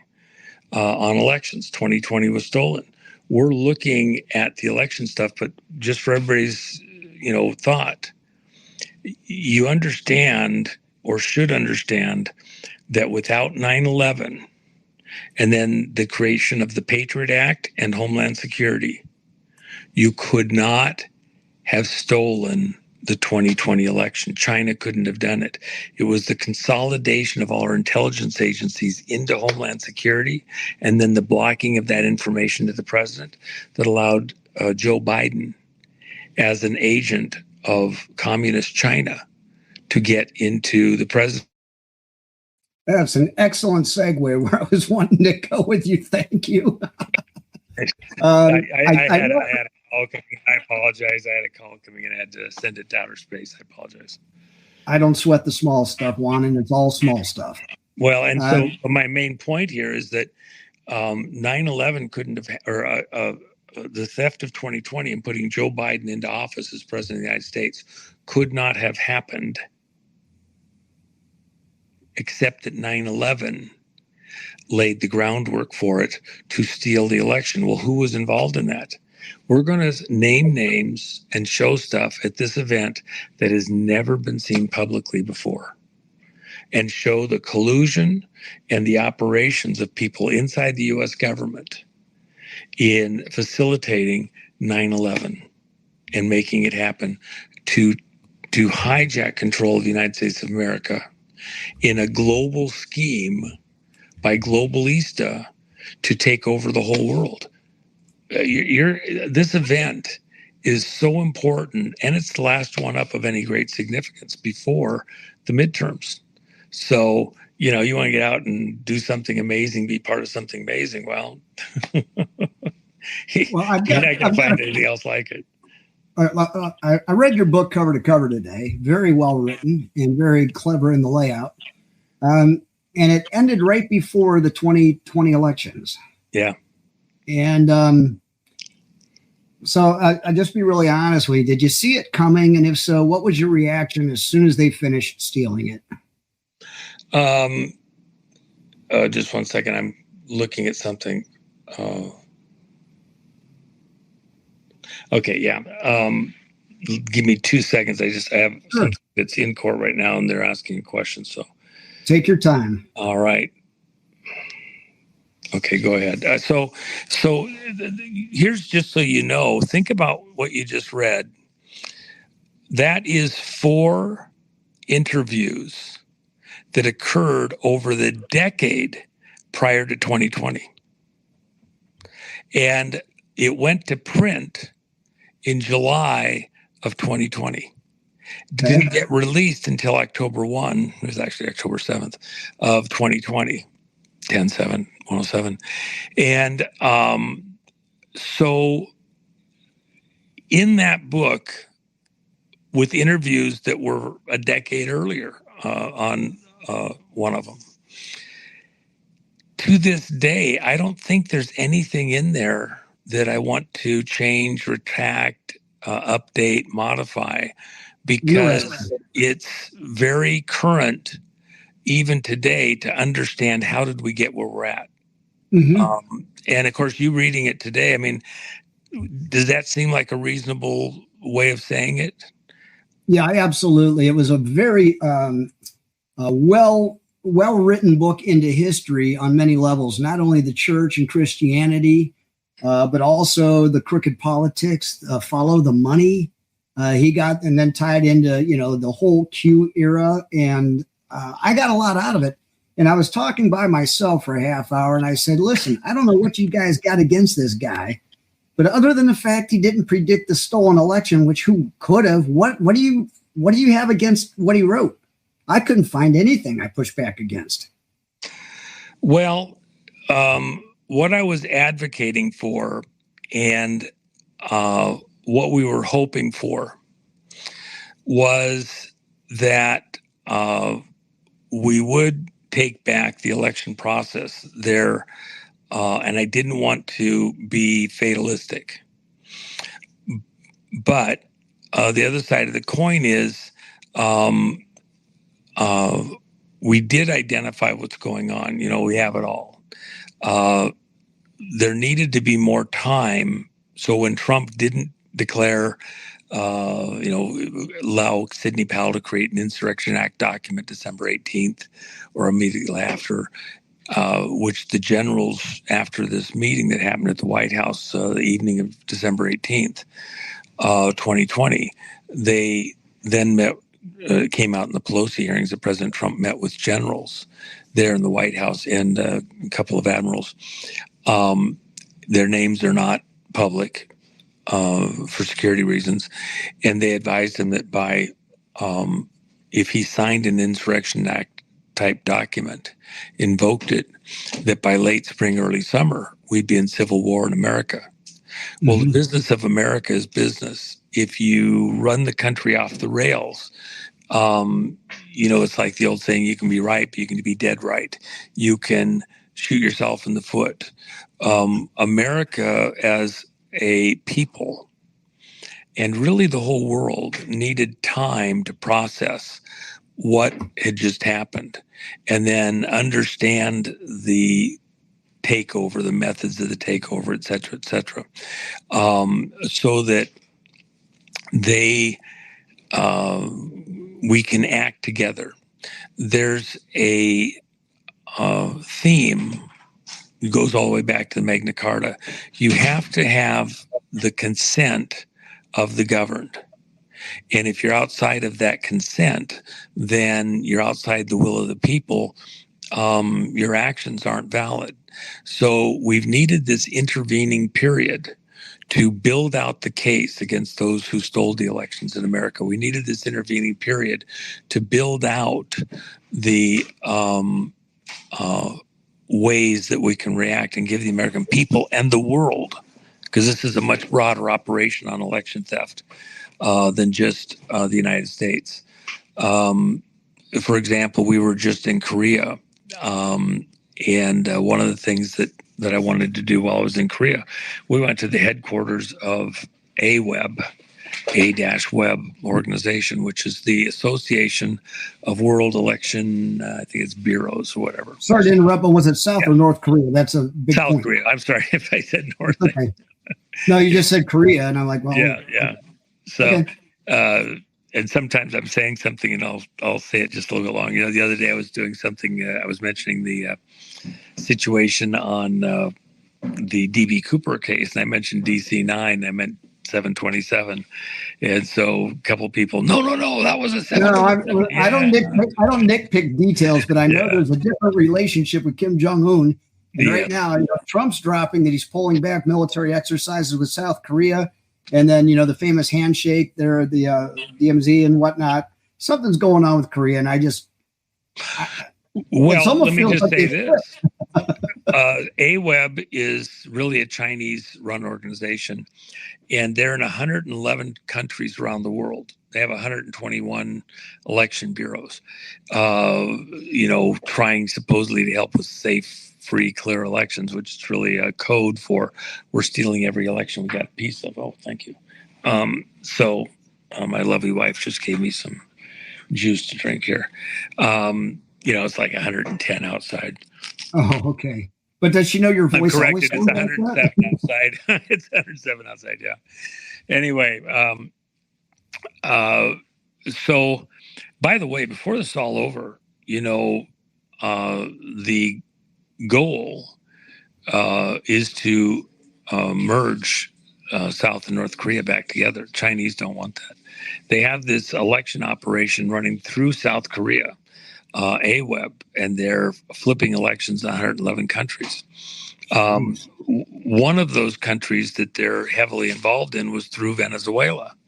The Venezuelan technicians were moved out of Venezuela to Serbia, and were working from Serbia for the 2020 election here in the U.S. and 2022, 2024. What's interesting there is that they were a branch of A-Web. And so right now, this second, A-Web is fully involved in the election stuff and a bunch of flip the country stuff in Zambia. And why is that important? Because of the mining. There's rare earth elements, there's critical minerals there that China wants. So they need to control that country just like they need to control the Congo. And, millions and millions have died because of China's involvement in the Congo. And the effect is that all diamond mining going on there? No, it's rare earth elements, cobalt, very specific types of minerals that are critical for the industrial machine that is China. And by extension, by the way, let me just throw this in there. China can't do all the stuff they're doing out into the world, business-wise, etc., without the collusion of the banks in London, the City of London. The banks in the City of London are actually remote control operating China. Who's in power, the generals, everything. So when we look at China, we're really looking at a globalista operation, which is really their gun. All power emanates from the barrel of a gun, as Mao said. Well, so that's the gun. Who's holding the trigger? It's the banks of the City of London. And then they make sure that all their friends and buddies get the right favor, the cheaper prices. They do a troll tax until Trump intervened there at the Strait of Hormuz. 3 to 4% of every tanker load going through had to be insured with Lloyd's of London. Well, what was really going on is a troll operation. It's a mob operation. Well, we can make sure your business is successful and you don't get robbed accidentally. And we're just here to help you. For once, your raspy voice paid off in spades. That was pretty good. Yeah, I have times I'm better at it than others, So. Well, let me ask you the 40,000 foot question, because we're seeing the Strait of Hormuz. We're watching all of these cards, these chess pieces move around the board, and if you're willing to look at it from 40,000 feet, it's very optimistic, and it's starting to look like that the good guys are starting to beat the bad guys. And so, 6 years ago when your book came out, we were looking at the world one way, and now our rear view mirror has gotten a lot bigger than it was 6 years ago. Are you encouraged when you look back, starting at the stolen election, at how well things have been rolling out, or are you discouraged? And if so, why? I'm encouraged because I think we're actually in excellent condition. The public is beginning to grasp this more and more. What the president is going to do, not as president, but as commander-in-chief and president, is we're not going to go forward with the elections in November. That's my personal belief. Many others have joined in and believe the same thing, have come to that conclusion. And when I first said that we weren't going to, at some point, we're going to have to pause the elections, and I didn't know if it was going to be 2022 or 2024 or 2026, but at some point we'd have to stop it all, bring it to a full stop. The people on that call, which was a very serious group, including several attorneys, included Peter Tickton, who broke the ice. I mean, nobody would say a word. And it was just like, somebody had been pantsed or something. Even the person whose office I was in, he was like, oh my gosh, you cannot talk like that. You cannot talk. And this is a serious group. Well, I'm paying part of the bill. Come on. And big part. And so Peter broke the ice and said, actually, it might surprise many here to hear me say that I agree with Juan. That's what's ultimately going to have to happen. I had him on the stage with me at the Fraud Fighter Summit. And at first he's like, what's going to happen with the election? You think we can go forward with these? He says, well, we could do this, we could do that. I says, what about the primaries, where you've already got fraudulent people on the ballot because of the voter rolls, and they're not clean, and so you haven't had a clean election on the ballots on the primaries. So how can you go forward with an election, even if you had perfect, only U.S. citizens authorized to vote, no double votes, no fraudulent anything? If you had a perfect election this year for the midterms at this point, would that be a valid election? No, because you got people on the ballot that are there through fraud. And people left off the ballot because of the similar fraud. Well, and then the other thing is this. So I had a really tough conversation a few days ago with somebody. Well, we could isolate those ones where the campaigns are wrong and then run the rest of them. And I says, no, you can't, because a lot of these local and federal positions, you're not going to have time to adjudicate the voter rolls and then tie it to specific candidates, because the voter rolls are different than the vote itself as far as how the numbers are, and state and federal. You cannot, this is a Gordian knot. You cannot do it. So what's the only solution left? Peter Navarro, who handles the business stuff in reindustrializing America, bringing us back online for Trump, works in the White House there with the president, probably sees him every single day. He was crossing the White House lawn Thursday. And what did he say? Essentially, the elections are totally effed. And what's the solution? Full stop. There's no way to fix what's already been done. You cannot go forward with the elections. Full stop. When Trump himself was confronted with this last week by Roger Roots, or Wayne Allen Root, excuse me. Wayne Allen Root said, what's the solution on the elections? Is stopping them an option? And the president said, well, stranger things have happened. He didn't say no. He didn't, say yes. That's a pretty cagey answer. He didn't just shut it down. He's the king of plausible deniability and weaving. Yeah. And he and Wayne Allen Root here, friends have done stuff for a long time. The president allowed him to do that interview and ask that question. So, I know that he anticipated that Wayne was going to ask him that question. I thought that was a pretty good answer. So with that in mind, what's going to be the impact on this audience? How will your friends and relatives view that when he does that? If he does exactly as I'm saying and pauses the election, full stop, as Peter Navarro put it, which is what the exact words I used with Peter Tick on the stage at the Fraud Fighter Summit here a couple months back. If he does that, this audience here, your audience, is actually probably, in a biblical term, become the head and not the tail amongst all your friends. Whereas a year, 2, 5 years ago, people might have blown you off. They snickered, family, relatives, friends, or you might have even been one of those people, but you've kind of turned in the meantime. At this exact moment, a lot of your friends, coworkers, relatives, they'll turn to you and ask you, well, what do you think's going on here? Why is this? What the hell is wrong with Trump or something like that? They're at least giving you the courtesy of an inquiry because they kind of want to hear what you have to say because they're starting to value your perspective. I think that's what's happening in many audiences based on, talking with people. And so in a biblical terms, that means you'll be the head and not the tail in these conversations.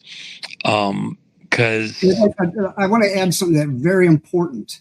Yeah. Because I got in this thing day 5, 2 November of 17, and I haven't left the rabbit hole.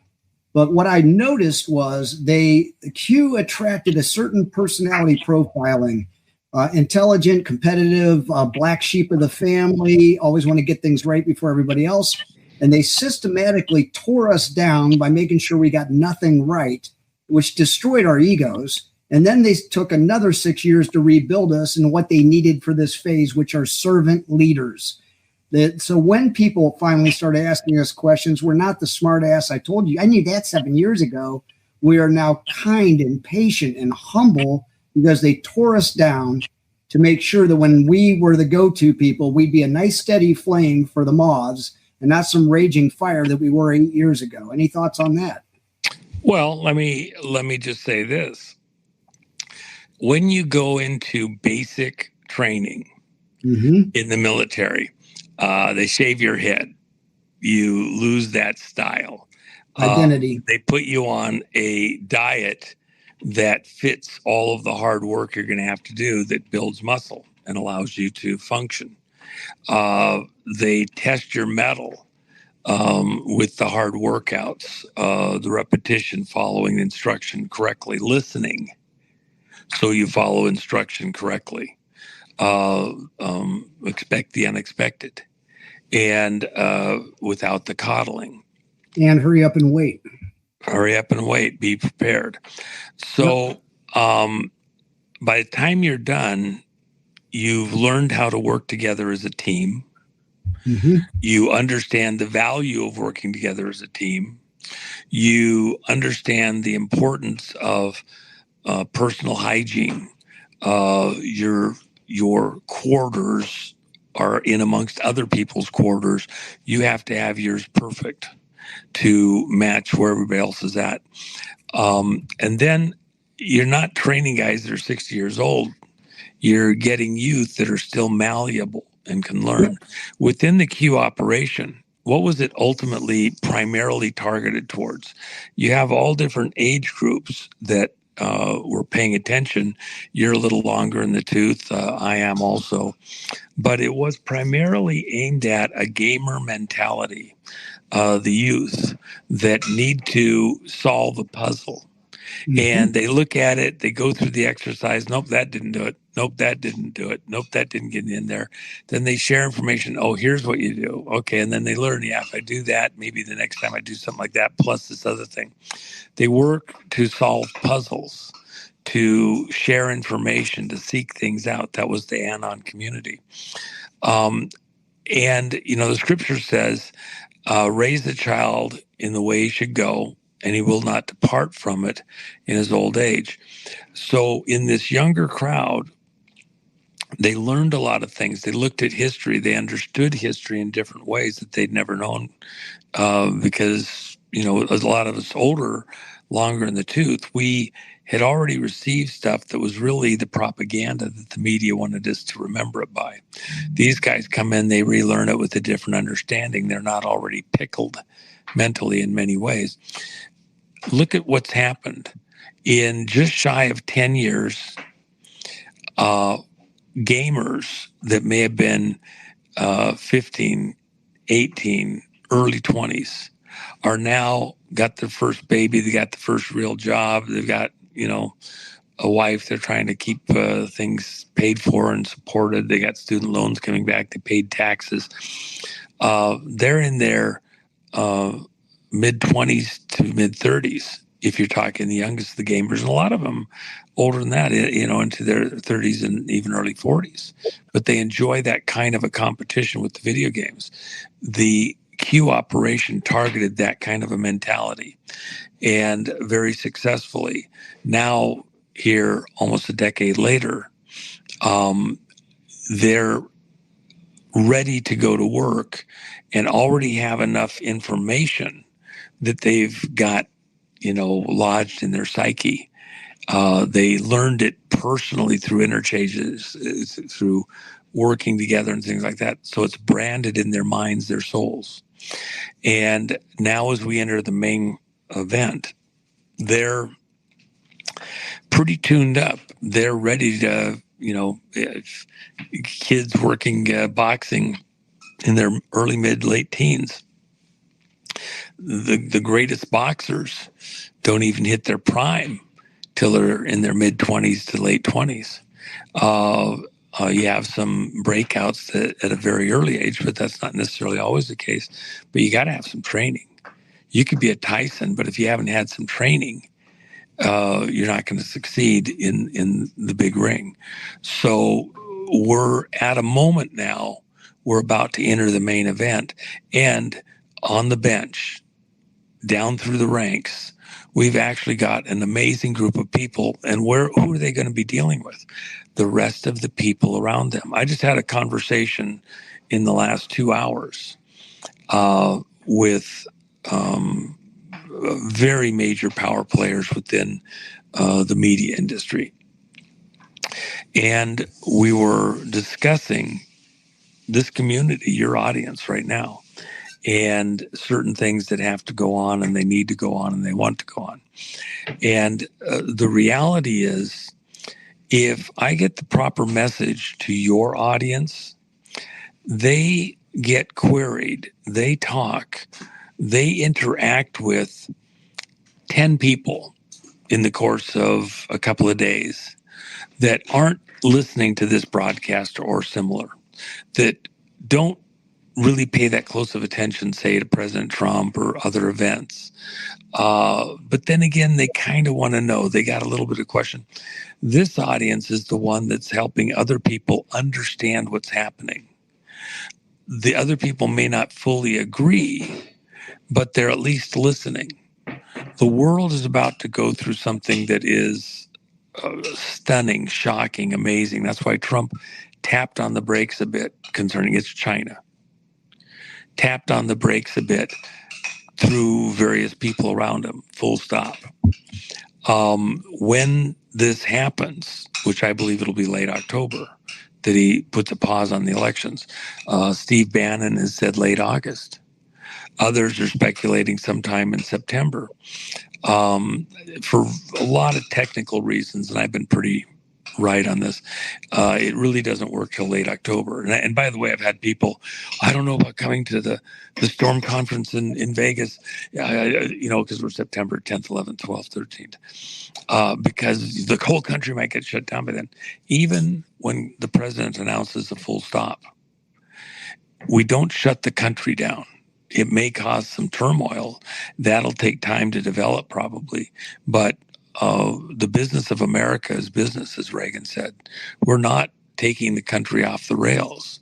We're protecting the Constitution and the civil rights of every voter to have an honest election. And so we will, pausing the election doesn't end everything. It just secures that we're going to get an honest election, honest people in power. So there's going to be some gyrations. There might be some civil unrest, but we're not letting America be brought to a dead stop in the middle of a storm and run onto the rocks. And well, if you're going to pause an election and quell civil unrest at the same time, I've got a theory that would check most of the boxes. What if close to election time, more and more election fraud starts becoming public knowledge, but Donald J. Trump resigns and he says, I honestly don't believe I'm the actual president of the Republic of the United States of America because these elections have been tampered with by foreign entities. And he says, I've got to step down. I don't even believe I'm the duly elected president. Let's get the military to oversee a free and fair election with paper ballots that are trackable and traceable. That would at least take the Trump haters to take a step back and go, wait a minute, that was a pretty honest response. And most people blindly trust the military, so it could check a lot of boxes. And then maybe they do a military clean election. And then it turns out that the country's damn near dead red and the thing then blows up. I mean, any thoughts on that? Yeah. And by the way, I have something I need to help prepare a brief to be filed in court before the court closes. So I only got, a few minutes left before I have to pop off. You can bug out any time you want. I always leave the audience hanging anyways. Okay. Well, let me help you though with what you said. You said the president, it was a good guess, interesting speculation that the president would resign. Let me tell you something. Trump already resigned, and he told the whole world he resigned. When did he do that? Spring of 2020. Look at the chart. Did you see the chart? That's right. That's right. And what does it say? President Trump leaves office. Yep. Now, the context for all of that, and it's critical that everybody here understand this. On March 13th of 2020, President Trump declared a national emergency related to COVID. And then 2 days later, he went to Cheyenne Mountain, which is where our nuclear deterrent is stationed out of to respond to a nuclear attack, if you will. Strategic Air Command, etc.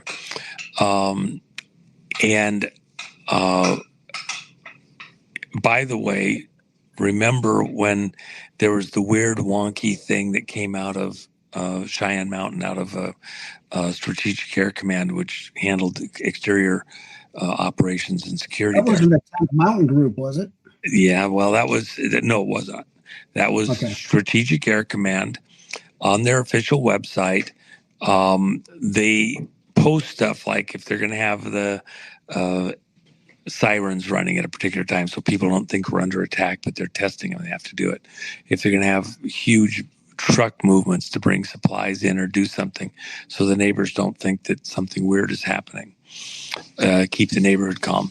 On the Strategic Air Command site, all of a sudden, there in the open for the world to see came a bunch of random letters, symbols, etc. And then about half hour later, somebody came on and said, oh, disregard that last post. Somebody took their communications device home, left it on a table, and a small child punched in those numbers, so disregard. Well, of course, this crowd, Anons, said, wait a minute, I don't trust it. And remember, every security service in the world is watching that site. China, Russia, everybody, in case there's some clue that we're doing something preparing for war. And so on the internet, there were sites where you could punch in what appeared to be a coded message, and then it would use computers, AI, to try and decode it and give you the most likely answers. So when you went to the largest decode site on the internet, punched in those random letters, symbols, the answer that was number one, first answer out of the box, was Q, acquitted. What? What are you talking about, Q, acquitted? Then it gave other possible likely answers, okay?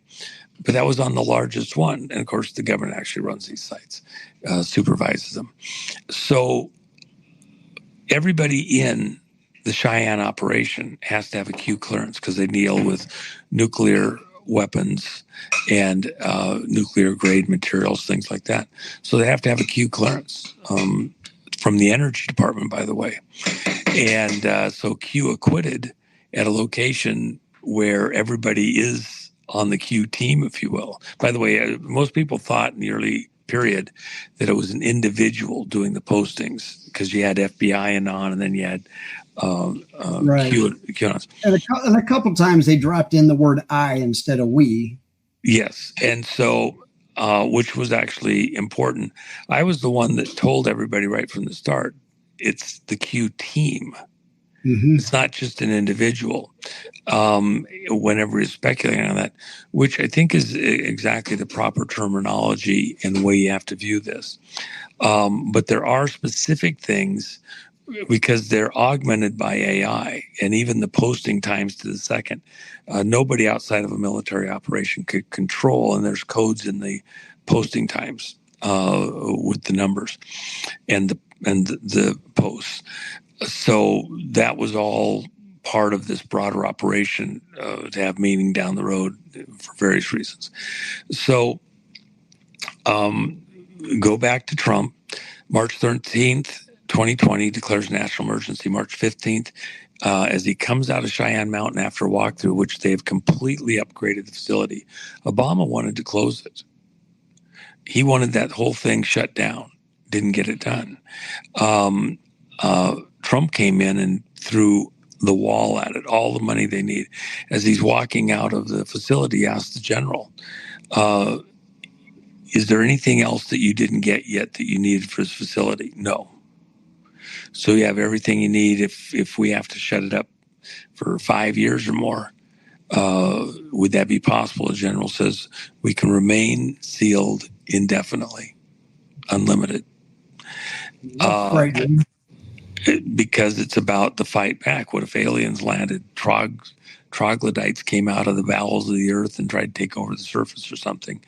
Some devastating, weapon of any type. And you got to restore the republic, the Constitution, the constitutional republic with the citizens. However long it is, that's how long they'd have to stay there. And it's not just one facility, it's 100 facilities. With that in mind, Trump says, okay, well, then I think we need to seal it up. The general says, well, I did have dinner planned with my wife tonight after you leave. Trump gives him the Trump eye. He understands he's not kidding. Sir, yes, sir. Because he goes over to the mics with all the media there. They're behind the rope line, and he addresses them and talks about the facility, and it's improved, and he's done all this stuff, and it has everything it needs in case whatever he's talking to our enemies. And then he says, it may be that we've just been attacked. It may be that we are at war and don't realize it yet. Therefore, out of an abundance of caution, I'm ordering the facility closed, which, remember, the whole thing with the COVID was, before it's all done, half the population's going to die. If even just a percentage of the people working in the mountain on our nuclear deterrent were to get sick, you're in a closed facility. Could you give it to everybody? Could we lose our ability to operate our nuclear deterrent? So they go home, visit the wife. You got the kids, the teenagers. Anybody with kids knows those little troglodytes, they go to school and they share germs. And one's got a purple germ, one's got a green germ. Next thing you know, you got a germ that comes home that's a hybrid green and purple and whatever 15 color germ, and you're sicker than a dog. Okay. And you just can't do it. And of course, that would have got into the facility. So they isolated the entire personnel pool so that, on that basis, nobody could get, whatever. And about what year would this have been roughly? That was specifically March 15th of 2020, 2 days after Trump declared the national emergency related to COVID. Okay. So now what you have to understand is, and every one of the rallies he did around the country, that meme that you saw with the chart where the lowest illegal immigration into the country was the last couple of weeks of March 2020. And Trump, in that meme he showed at every rally in the lower right-hand corner and with an arrow pointing to that low spot, which is actually when he was there at Cheyenne Mountain, it says Trump resigns the presidency, leaves office, I guess is what it's exact, Trump leaves office. Yep. Well, wait a second. He was president till January 20th of 2021. What did he really do? You said resign. Okay, he essentially resigned. Well, he was still there in office. He was still in power. Okay, what did he do? When he left Cheyenne Mountain, he took on the mantle as commander-in-chief, goes back to the Oval Office, puts the chief of police hat, which is what the administrator or president of the United States is, the chief of police, aimed at managing the people in the country as a chief of police and law and order, etc. And he put on his commander-in-chief hat. He put on the commander-in-chief jacket with the big patch on it. Why is that important? Because he left the presidency, entered the commander-in-chief role. And this is really critical because COVID wasn't about a bacteria or a virus. COVID was about election fraud. With the COVID, remember, Biden's out there campaigning. There's a half a dozen chairs with a big white circle around them that are empty, by the way. A couple dozen people in their parking lot in their cars, afraid to get out of the car. Nobody's actually campaigning. Supposedly he got more votes than Obama did. But what was really happening? COVID was about elections. COVID was about the mail-in ballot. You can't go and vote in person. It's too dangerous. COVID was about drop boxes. It's too dangerous. And losing chain of custody on the vote, not just in America, but across the world. That's what the Webb stuff was all about, stealing elections all over the world. So with that in mind, COVID was actually about elections. Now, what's interesting is when Trump put on the commander-in-chief hat and jacket, from that moment on, after he declared the national emergency, there was one calendar year which, according to the military law that's in place with NORAD in the declaration of a national emergency due to a wartime type attack, Congress had 1 year to rescind that, to take control, but they had to do a 2/3 vote of the House and the Senate. Never happened. 365 and a quarter days later, never happened. So when Biden later, while he was in office, rescinded the COVID emergency, he didn't have the authority. And Trump, is out there saying I was 45, 46, although I don't really want to take credit for it, in 47, when all the generals showed up in Virginia last year. And Trump, in a side conversation during that time, says I was 46. All the generals are looking side-eye at you. What is he talking about? Wouldn't the military have noticed that during the pause, many world leaders would go to Mar-a-Lago instead of the White House? They knew it, but they still couldn't believe it. because it wasn't on CNN, it wasn't on ABC, MSNBC, etc.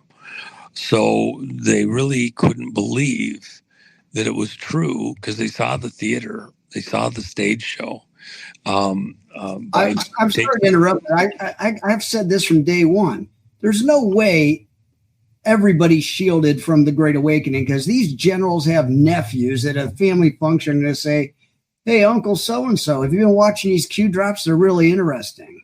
And there's no way these people lived in bubbles. Well, let me just say this. A lot of the generals that are in the public side, they were as flummoxed and didn't know because they weren't read in as the rest of everybody. And so you had people that wanted to walk away from the Q stuff, even though they were patriots. They didn't want to touch it with a 10-foot pole. And so why? Because they weren't read in, and because they weren't read in, they couldn't believe it could be true as a military operation, or they would know. But it was compartmentalized. Remember, Trump said he was invited to run. Who invited him? He's also told you that. He told you he's invited by 200 generals. Who's running that operation? What's that all about? You had a military operation that's been taking place since long before Trump ever came to office. How far has it gone back? Long. Decades. That's exactly right. Before even 9/11. And so you have a captured operation. What Trump's actually fighting is Senior Executive Service, who claims control for continuity in government operations here in the U.S. Is there any way to blow up the SES? Because they built in their own protection bubble. Is there any way we can disband that thing? Well, Trump, within the first minutes of taking office during the inauguration immediately after January 20th of 2025, he fired 10,000 SES employees in the first hour after he took office. Fired them. And they've been consistently going through and defunding a lot of their operations. USAID, defunding them to outer space. Okay. Well, what were they doing? USAID, AWEB, run by China through South Korea, out across the world, 111 countries. Where were they getting their funding from? Even the founding of AWEB was coming from USAID, and it was involved in anti-American activities, lawful vote activities under the guise of protecting lawful vote. And it was money that China was getting to spend, order how it was spent, that was coming from our own government.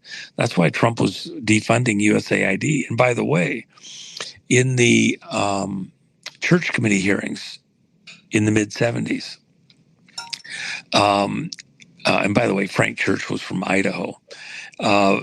The church committee hearings where the family jewels for CIA were exposed to the whole world.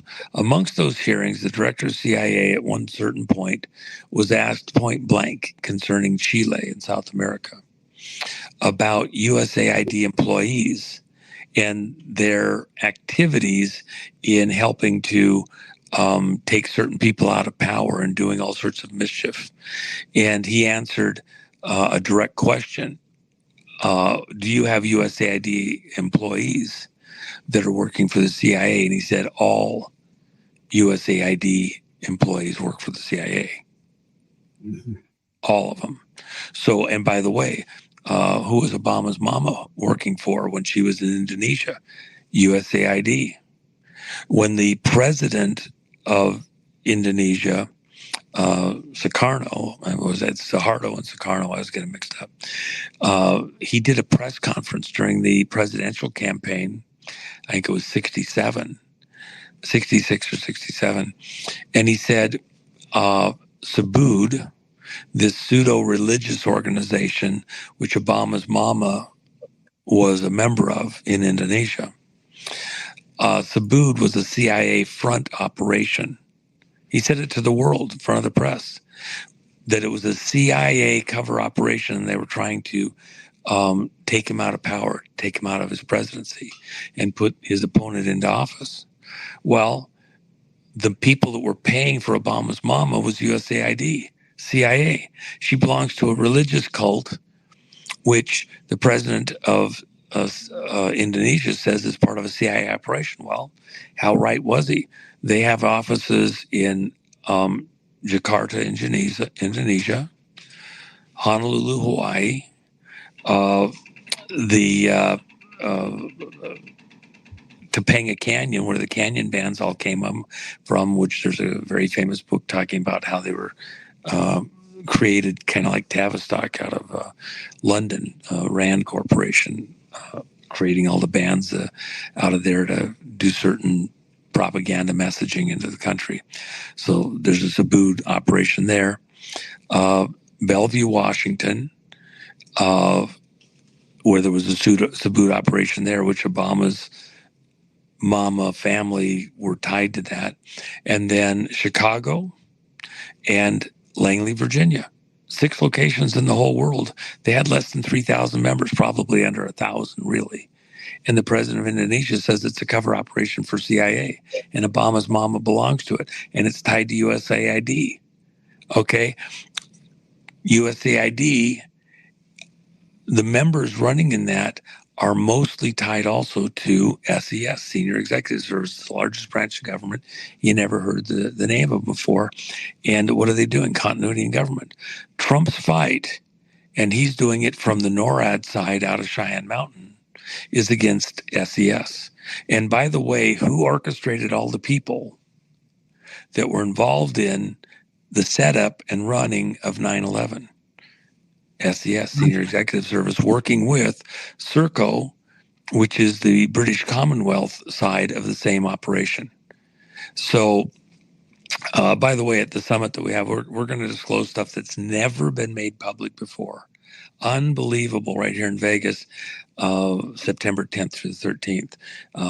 The Ahern, get the tickets, come on down. I pinned your link and your URL and your discount, so they've been staring at it since you've been speaking. And I would love to. I apologize for getting late to your audience, and I know that some of this repetitive. People have heard it other places. Sometimes you have to hear it a couple times. No problem. And I'm more than happy to help promote your event and return for your time. Not a problem. I want people there because this is going to be great for them. I mean, it's work for us, but this is going to be one of the great. I got Roseanne Barr. I got Steve Bannon, Congressman Kurt Weldon, who wants to reopen the 9/11 stuff, and his book on 9/11 comes out on 9/11 at our event. We have something that we just got the call on, last night, and I'm working through. We may break another thing during the event that will just absolutely be epic. So we're showing the movie Dark Horse. If you want some excellent media coverage for that, we can work out something. Well, actually, here's what I want. We actually, all of the podcasters, you can live stream the whole event for people that can't get there, don't want to travel, whatever. We're giving it out for free. All of you podcasters can live stream all of that except for the movie, the 2 movies and the TV show, which are world premieres. Roseanne's new TV show is epic. But the rest of the speakers, we have the Able Danger team. Have you heard anything from them since 9/11 and Benghazi? Believe me, nobody else. This is the stuff that we have is stop the world type of stuff. So if you can't be here, I understand. It is expensive. It's people have lives on it, but there'll be plenty of stuff you'll want to see on the live stream. And as my wife says, it's like our generation's Woodstock. You come to these events, get to hang out with other cool people and have fun. If you can make it, great. If you can't, we put it out there for nothing. We're not charging anything. We're not trying to make money on this. Just trying to help the community. In fact, none of our speakers, and we have huge names, is charging. We're not paying them to be here. They want to be here to present. This is that type of event. The White House is watching closely. This isn't a pay to play type of a thing. We're providing all the meals like that. I mean, we cut a very tight pencil on this. I've got some legal stuff that I have to do that people are waiting for me on, and I need to get to them right this second. I'm glad to come back and do some makeup because I got to you late, and I apologize. It was really my fault. No need to apologize. You got a lot of plates spinning on sticks. You got to be a certain age to remember that. Yeah, I know. Sorry about that. He's got a lot of balls he's juggling. How's that? Yeah. Sorry, I forgot about a vaudeville reference. Now you know I am an old fart. Certainly, I'll shoot you some texts after we wrap up here. And as I do for my guests, I love to ask you one question for your final word. Okay. Yeah. It is the year 2076, 300th anniversary of this country. 50 years from now, your great-great-grandchildren or great-grandchildren are watching this podcast. What do you want to tell them that grandpa or great-granddad did during the Great Awakening? You know, might surprise you. I was out at the Faith Monument out there at Plymouth Rock, where the Pilgrims landed. Before the Pilgrims would even get off the boat, and that harbor there's a huge spit that goes out up and around, so it's this protected location from the storms. And so they're there, and it's, winter. They got there late. There's all sorts of drama going on. They'd come over, the Mayflower, hull speed on the Mayflower was 4 knots. You can walk faster. So they've been at sea in the hull of the boat because they really couldn't come up on deck and get in the way of the guys running the masts and sails and all that. It was a gruesome ride over. But before they would get off the boat, and I guarantee you they, were ready to get off the boat, they prayed and they covenanted with God in heaven about the nation that they sought to build. They envisioned on the deck of that ship that they would build a great and mighty nation of industry, cities, transportation, based on laws that protected individuals, not where they were serfs to the king and the royal families, but before God, that every man a sovereign, every man king of his own household, his own life. They covenanted with God, we will do this, and that God would bless them because they were doing his will, and that they would go out and change the world, bring the good news to the rest of the world. And that if they did what God wanted, God would bless them. That was this Pilgrim's Covenant. America's more than just even the Constitution, which would be that time of celebration. Without 1620, when the Pilgrims landed, and there was other groups that landed here in America. There was another group at 1607 at Roanoke that burned out, that dedicated themselves to the King of England. And they burned out. God didn't bless them. The Mayflower group is where we claim our heritage as America. And in that covenant with God, once they made the covenant, then they went ashore and began to build the whole thing out. It's amazing.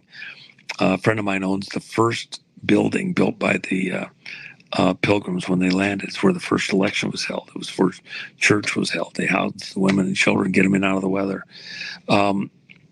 With all that in mind, for us at this exact moment, we re-covenant with God in heaven to bring America back on the original path in alignment with God's will, to see truth, justice, rightness brought into our daily lives. And then it doesn't end there. We don't just ask for a blessing, protect us, take care of us, make provision, but that as our cup gets filled, we then bless others. You can't bless others unless you've been blessed. God bless America.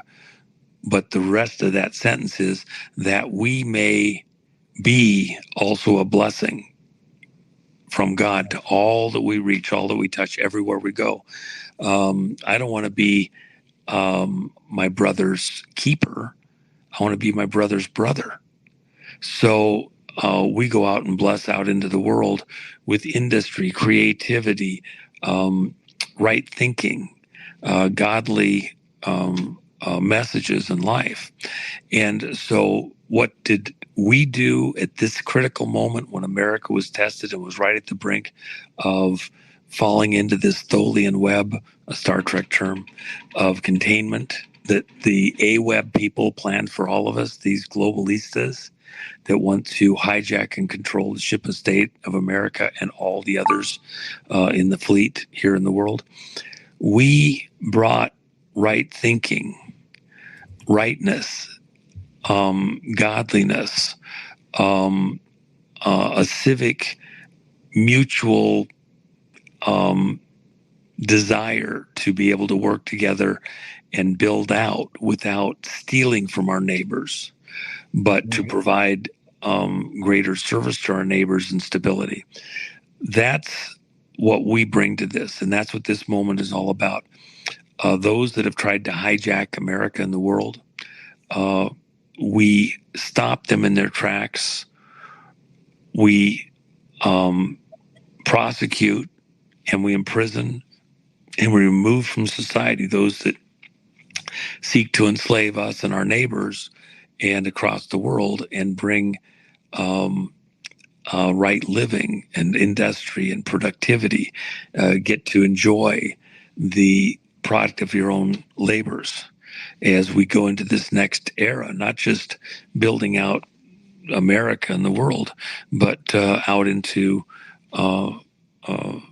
the upper atmosphere and out to other bodies here in our own solar system. You know, by 2076, it's quite likely that a large portion of our population isn't living on the earth, it's living above the earth. Literally nation states beginning to be built out based on certain understandings and laws and like that. Even the space station stuff that I've designed that will be part of life. You won't just transit going across the surface of the earth. Most of your travel will begin to be done in the upper atmosphere, and you'll move between countries and cities and operations from there and from platforms there. And there's a whole bunch of reasons why. So what is the build out if we don't contain this contagion of election fraud and masters are put over us because there's certain families and bloodlines and, secret handshakes, then the world that we would be coming into would be very dystopian. What Hollywood and the world wants to do, there'd be civil wars, which the Obamas did their Civil War movie, breaking everything down, destroying it, the devil, Lucifer, Luciferian operations to steal the productivity from the people in this world. The other side of the coin is that if we get through this moment and we take those people out of power, and we have, as President Trump is building out and designing and working towards, a new era of industry, innovation, being able to work together and help each other. In that era, America will come into something that nobody has imagined fully beyond what the Pilgrims already imagined. Imagine what it was like. They landed there at Plymouth Rock. It was desolate. The Indian tribe that had been there had somehow all died out, some kind of disease. So the land was vacant. The other Indian tribes in the area wouldn't even travel there because they believed there was a curse on that area. So the Pilgrims got in there, built out their society, and survived. And then they did exactly what they covenanted with God Almighty in heaven to do. They built out this country, this wilderness, into this amazing series of metropolises and productivity and factories of, look at the cars, the planes, the buildings that have been built here in this tiny fraction of time, 400 plus years. And imagine just 50 more years, we get back on track.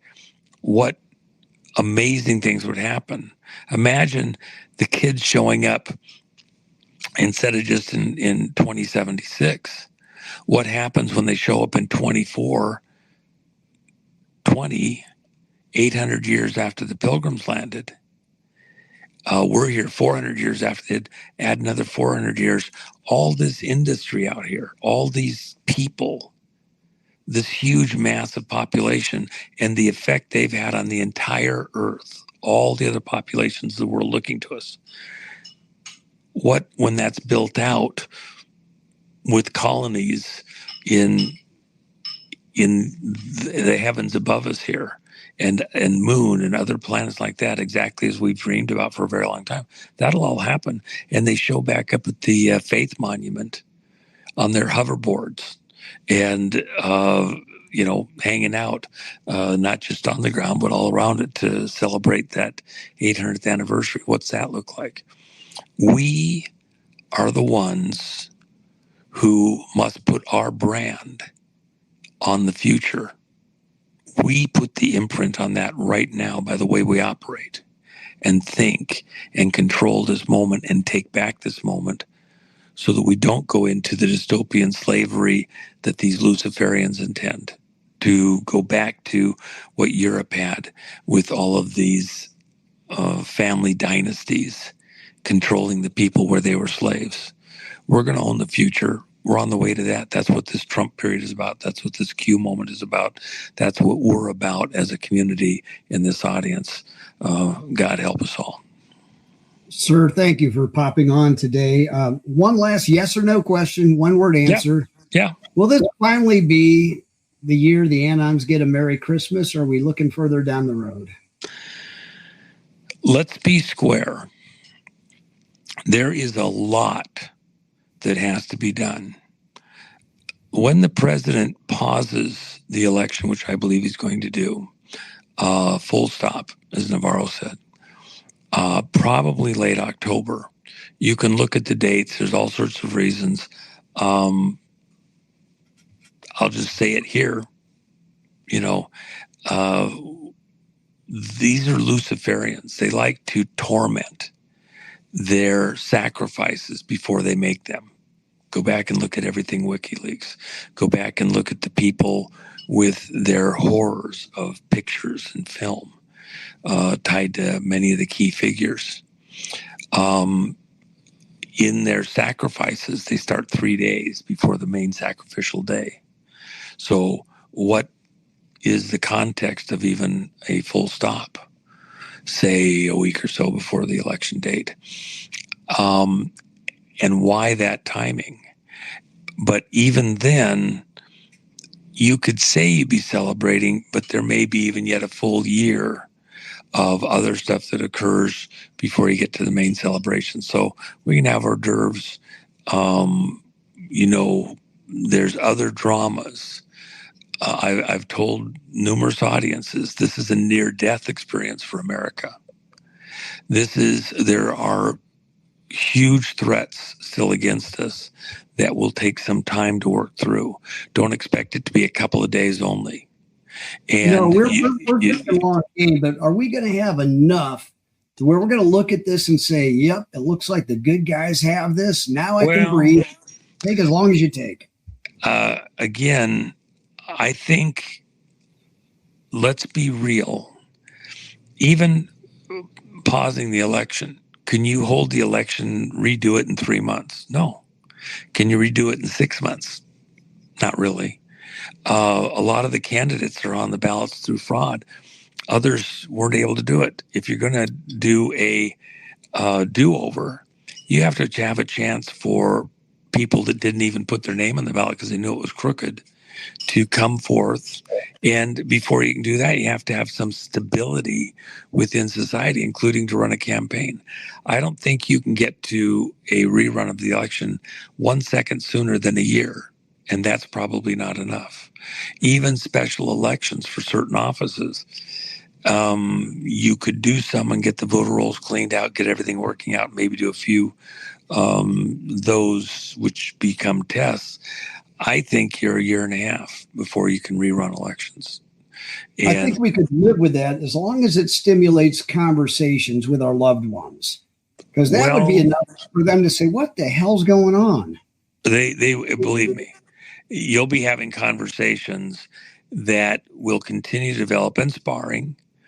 And people coming out of their sleep, and we will be dealing with that. This is going to be an epic period.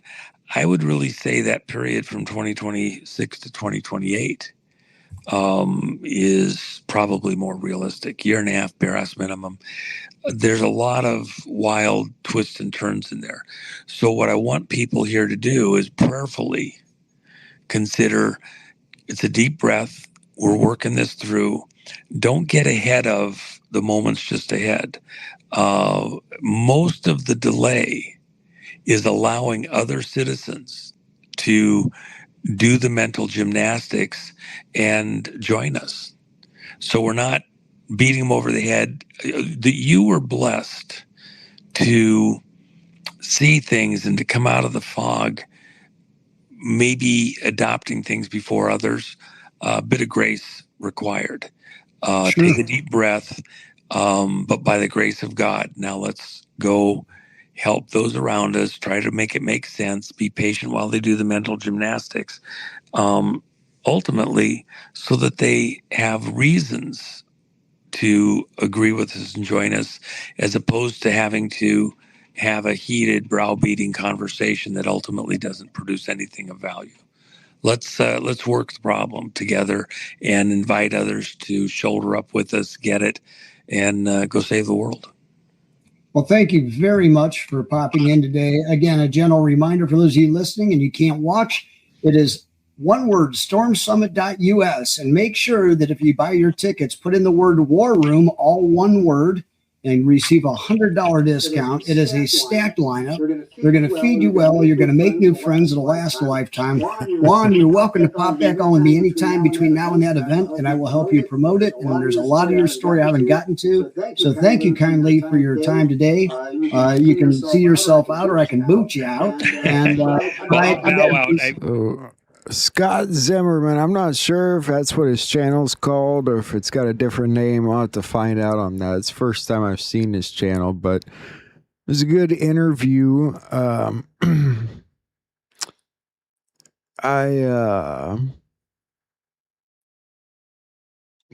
to ask if I can live stream.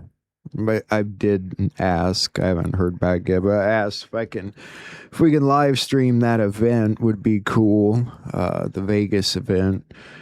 It sounds like there's going to be a lot of cool things happening there.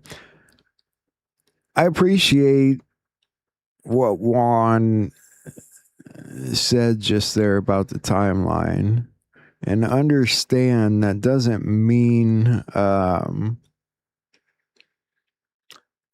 there won't be good things happening during the process. I think the Q post said at one point it's top down, top down. I understand that. I think it's very delicate. It's that people say President Trump's playing 5D chess. I would beg to differ that it's more like 500D chess. He's balancing a lot of different countries on top of everything. It's a delicate economy. Just the way the wheels of everything turn, you can't just throw a wrench in there without getting a lot of people hurt, and that's not how you do things. And so realistically, President Trump is in there for the next so many years. It makes sense. Halting the elections, you're going to have to deal with the blue states, let alone how the citizens act and how the media portrays it. They're going to make it look really bad. And so, but don't forget the good changes, like fast tracking the fusion energy and stuff like that. Any one of those things could come through with this. I pray that the energy comes through for us, because it would be a game changer for the whole world. if they can find a quick way to bring the cost of energy down all around. I literally paid 3 times what my rent is now for energy just for my house. And that's no joke. And that's not right. But even that aside, you're talking the cost of moving goods and so and storing your goods and farms and farming, and it's a big deal. You could do a lot if they could change that. That would be a great weight off of everybody's shoulders. You could greatly reduce the price of groceries. So I'd like to see that done, but that's one thing. Yeah, Juan's right. Stay in prayer. It's a lot of prayer. I think we need a lot of love and positivity and prayer, and just as much understanding as we can. It doesn't have to be all about.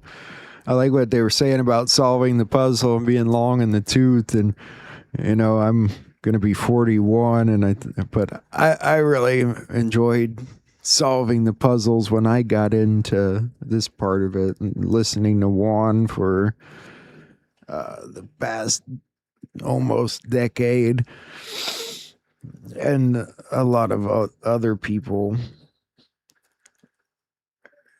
I was never a gamer, though. That's the funny thing. He says it's targeted towards gamers. I was never a gamer. I mean, I played some old Nintendo, but I never played anything beyond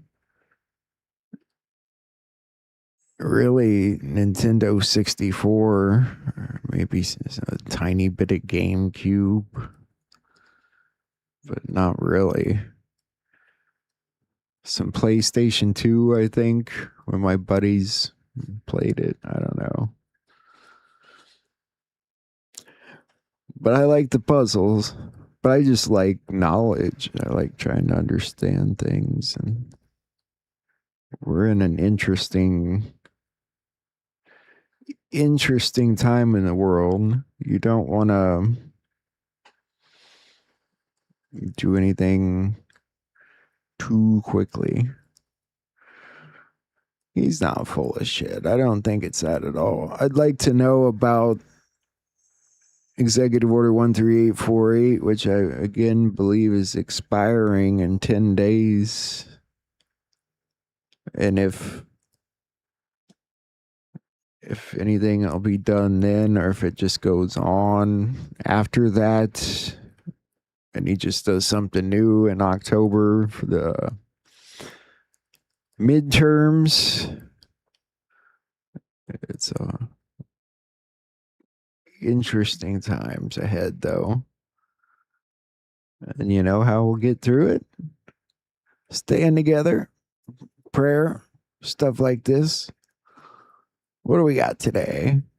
You are special to God, for God does not show favoritism. He has no favorites. Whether you are an ordinary person or a celebrity, whatever, God's eyes, you are special because you are one of his creatures, his child, and he loves you. You're a unique creation of his hand, and you have special value in his eyes. So many people torture themselves with the thought that they are unworthy in comparison to others, or that they have disappointed God. But Jesus reached out to both the worthy and the unworthy. They all received his love, care, grace, and compassion. Let me read that again. Jesus reached out to both the worthy and the unworthy, and they all received his love, care, grace, and compassion. Do not give in to feelings of inferiority or unworthiness. The Redeemer came for the salvation of all people, both the righteous and the sinners. That's good. Love the way I love the examples that Jesus said. That's the way to try and live.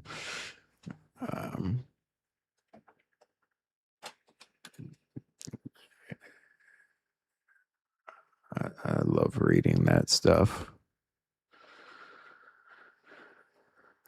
It's not that we're playing. I don't think it's about playing games. I think the Q operation, I think it was about informing the people and getting the people in on this and their side. And, you know, I think that was very important. Imagine doing this without, like I said long ago, having the internet, like, be it in Kennedy's day or Reagan's day, trying to unite people without the internet and teach them things is very difficult. I think that's where Q comes in here. And then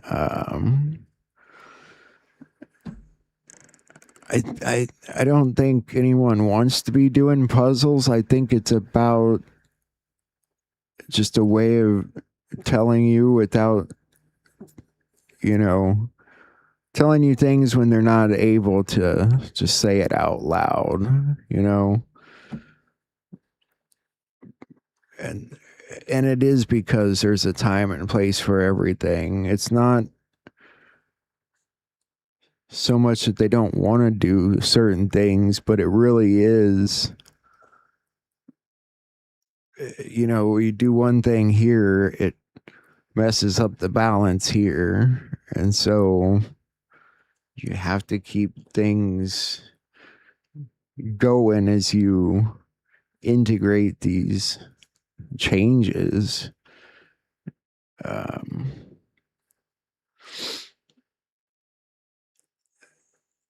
If President Trump halts the midterms, which it sounds like he will, it's going to piss some people off. But then think about what I read earlier there, that allegedly the blue states are working with them on deportations. Maybe they work with them on voter rolls next. Maybe some things change there. Maybe they won't go ahead and try and hold their own elections. I don't know. I don't know how long they'll be halted either. But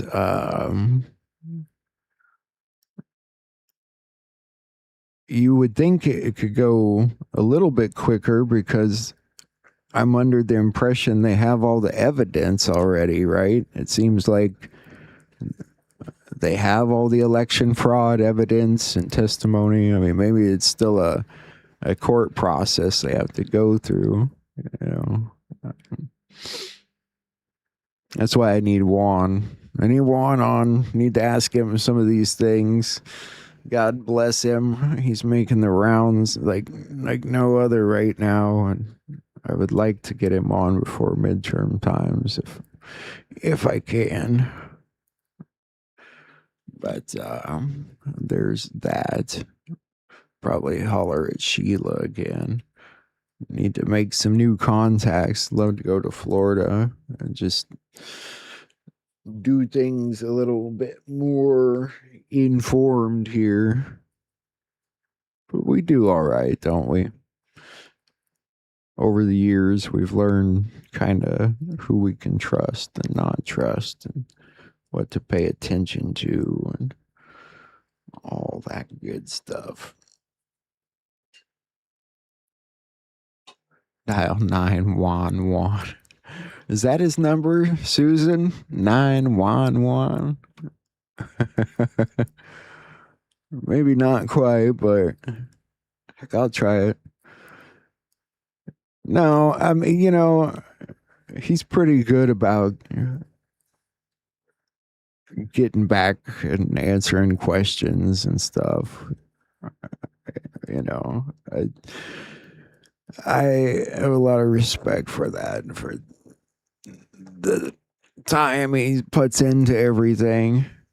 These events, there's a lot of cost in them too. A lot of it's where you hold the event at.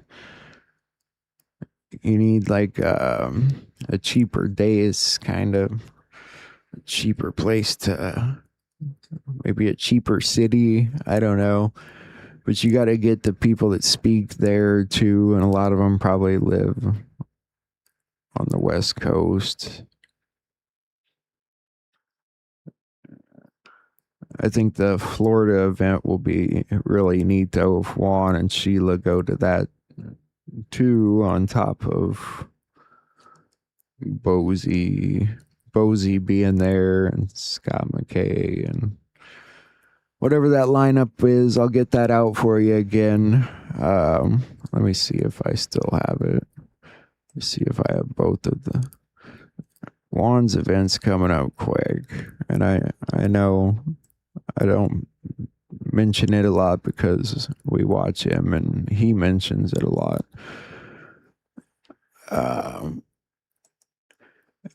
And I know we're all hurting in the pocket right now. What did I do? When did we look at that? Did we talk about that last night? The event in Florida. Maybe it was the night before.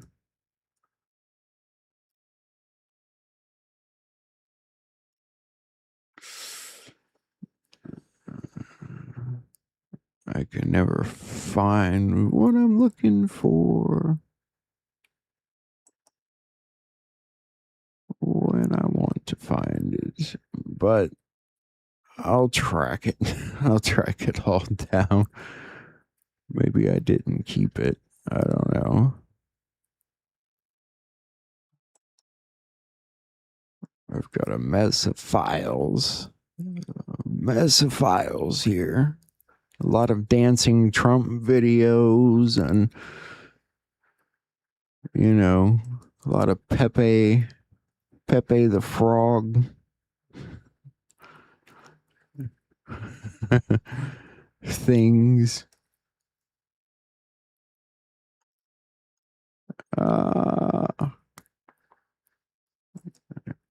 Dang. I really like to find that because I'd really like to go. All right. Well, moving that out of the way.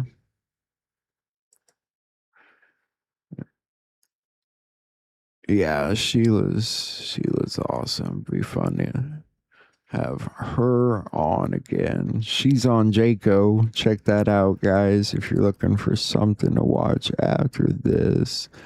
Let me see if anything else came up here.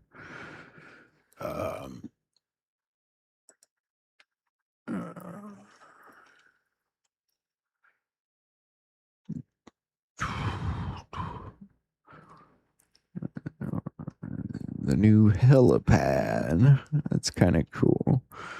Didn't know they were building a new helipad until today. Pete Hegseth uses a transphobic slur at the Iowa State Fair. Defense Secretary Pete Hegseth went to Iowa to campaign. He was at the Iowa State Fair Monday, and he used a slur against trans people. Take a listen. We need guys like this man right here having our back in Congress as we get rid of DEI at the Defense Department. The only focus of our department, colorblind, gender neutral, merit-based. That's it. We want the best. At the Department of War, we do training, not trannies. Is that it? You can't say trannies?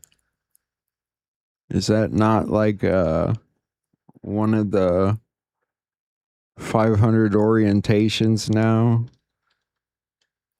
Can't say tranny, transvestite, tranny. Oh, that's funny. They're always on somebody in his department's ass. Warning of nationwide blackout. 9 substation failures collapse entire grid. Could last 18 months. The United States is at risk of a nationwide blackout that could last 18 months, according to the former chairman of the Federal Energy Regulatory Commission. John Wellinghoff became aware of the alleged vulnerability after a shooting at a Pacific Gas and Electric Company San Jose substation, according to the New York Times Magazine. He conducted a power flow analysis that modeled the large-scale effects of knocking out the most critical substation in each of America's 3 power grids, the Western, Eastern, and Texas interconnections. He said this led him to discover just how... I knew it. I knew it was that simple, too. If you knock out 9 total substations among these 3 grids, you can black out the entire United States. It does not matter which 9 substations are taken offline either, as long as each one is among the 10 most important for its region. It's ridiculous.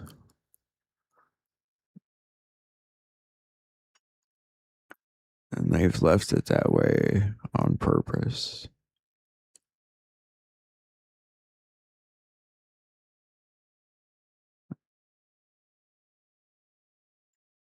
There's a lot of substations, but it would be hard for somebody to go out and just take out that many without blowing them up or something, but they're not, I don't believe they're hardened to electromagnetic pulse,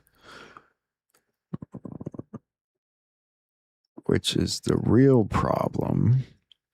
And as we've seen, people hacked into the water infrastructure in Minnesota. We need to get some of our crucial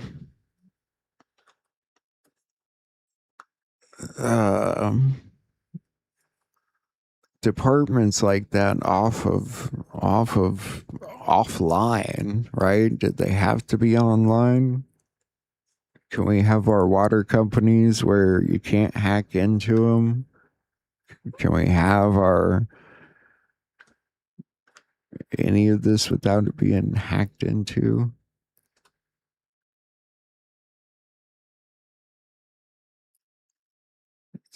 Supply of food. If you lost the energy grid, the supply of food, water, and fuel would degrade within days, and communication to the general population would be greatly complicated by the loss of cell phones, internet access, and television, and the economy would virtually shut down, which is also what I mean about everything they're doing right now. They don't want to cause anything to shut the economy down or anything down, because after a few days it would be chaos.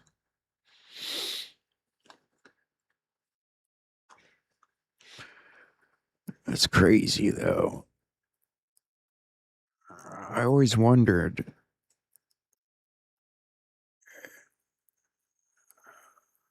how many that, main stations there were like that. That's crazy. That's crazy. What else is going on? Chuck Grassley demanding that the DOJ and intelligence agencies release records he says were improperly classified, concealing allegations of criminal activity involving Joe Biden and his family. Yeah, the Biden crime family. It's time. President Trump says North Korea has 57 nuclear weapons. Thank you, everybody, very much. Thank you. Are you exchanging written letters with Kim Jong-un? I can't tell you that. And are you hoping but I get along with him. And you know what? The fact that I get along with him, that's a good thing, not a bad thing. He has 57 very powerful nuclear weapons. Should have never allowed it to happen. They should have never allowed it. If I were president, I wouldn't have allowed it. But he's got them. I get along with him very well. I can't let Iran have a nuclear weapon. And I know Kim Jong-un very well, and he's going to be fine. As long as we have a smart president, he's going to be fine. If we have a dumb president, then he's probably not going to be so fine. That's because he's in the hands of President Trump now. He always was a proxy president in a proxy country. I'm shocked that he has a proxy 57 nuclear weapons, which Tucker Carlson says are made by aliens, by the way. Which is funny because all those stories about aliens coming to turn off the nuclear weapons, why would you think that they created them? I don't know. Tucker might be going full retard. I gotta admit, he's been sitting out there in his cabin too long. I need to put him back in the city or something. Drug makers Merck and Moderna said an experimental melanoma drug that delivers treatment tailored to a patient's specific tumor prevented the cancer from returning in a large clinical trial. Yeah, let me think. Should I go with the Moderna trial or, like the fucking dandelion root trial? What do you guys think?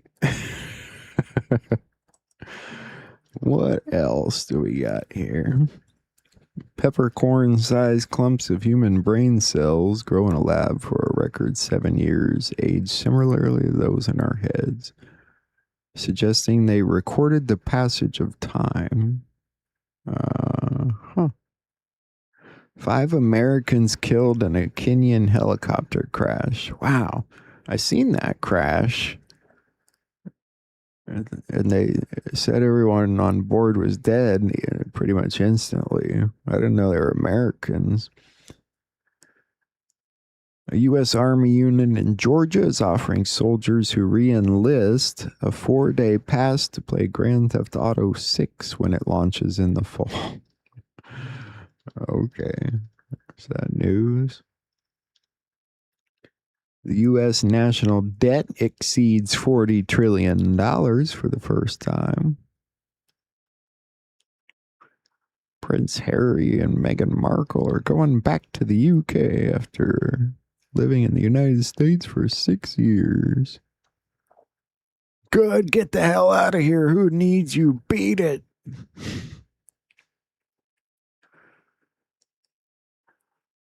Mr. Eric Trump.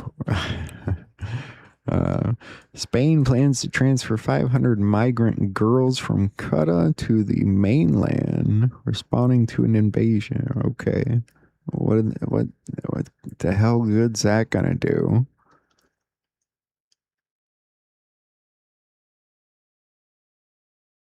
The Americans in Kenya were tourists. There's nothing left of that helicopter. It's weird. What else? The engraving on the Charlie Kirk bullet could condemn the killer.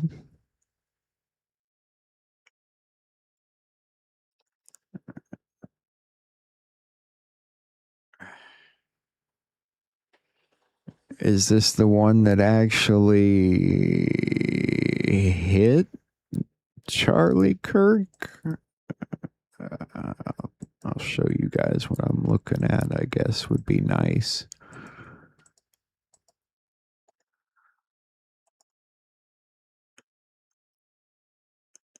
What does it say? What do you do? Write his freaking name on it? Well, you can't do some kind of handwriting sample or anything. Anybody could have scratched the name in there. So I don't think that's a good piece of evidence, quite frankly. Is this supposed to be the actual bullet that hit him, or still has a name, or they just happen to find another bullet with his name on it? I mean, this is kind of stupid, isn't it? Carmelo Anthony wins legal battles. He seeks to have murder conviction overturned. Oh, lovely. 1 minute, he is going away for 17 years. I mean, what is that? Not enough? He killed this kid. He put a knife in him that he shouldn't have had at his high school anyway. He shoved it in his chest. He's lucky he was going to get out in 17 years. He probably would have got out in half that. Now, this guy, on the other hand, I just don't like that guy. It's not about George Floyd and that incident. I mean, it is. You don't put your knee on people's neck like that anyway. I'm not saying he caused his death, but he's still an idiot.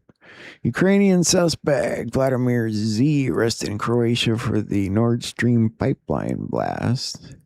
Yeah, isn't it funny how that was Ukrainian that did it?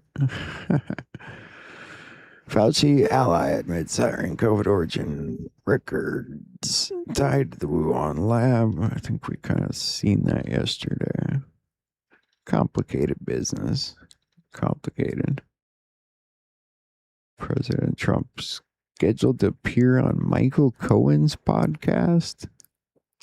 I thought they didn't like each other. Isn't Michael Cohen kind of a lying asshole?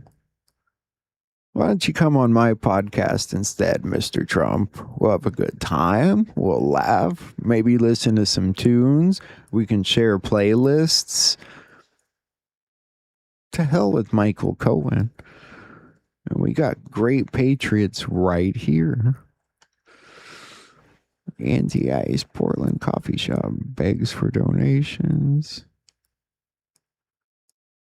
And blah, blah, blah, blah, blah. Saw that. A lion among sheep. He should turn around and run at them and see if they like, oh. Wouldn't that be funny? He just turned around and ran at him. And went, grrr.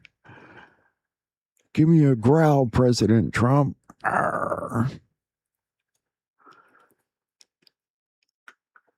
Darn you, Mr. Haig said. You used the word tranny. Oh my. It's a crime. It's a crime. Oh, but he's in Iowa. It's not a crime in Iowa. Nobody cares in Iowa. I like Iowa. Allie Carter reveals what she saw at Naomi Campbell's Island of Horus. Okay. Creepy. Allie Carter's live replay. She's got these out every day. I know there was a lot of you interested in her show. I'll listen to her while we're looking.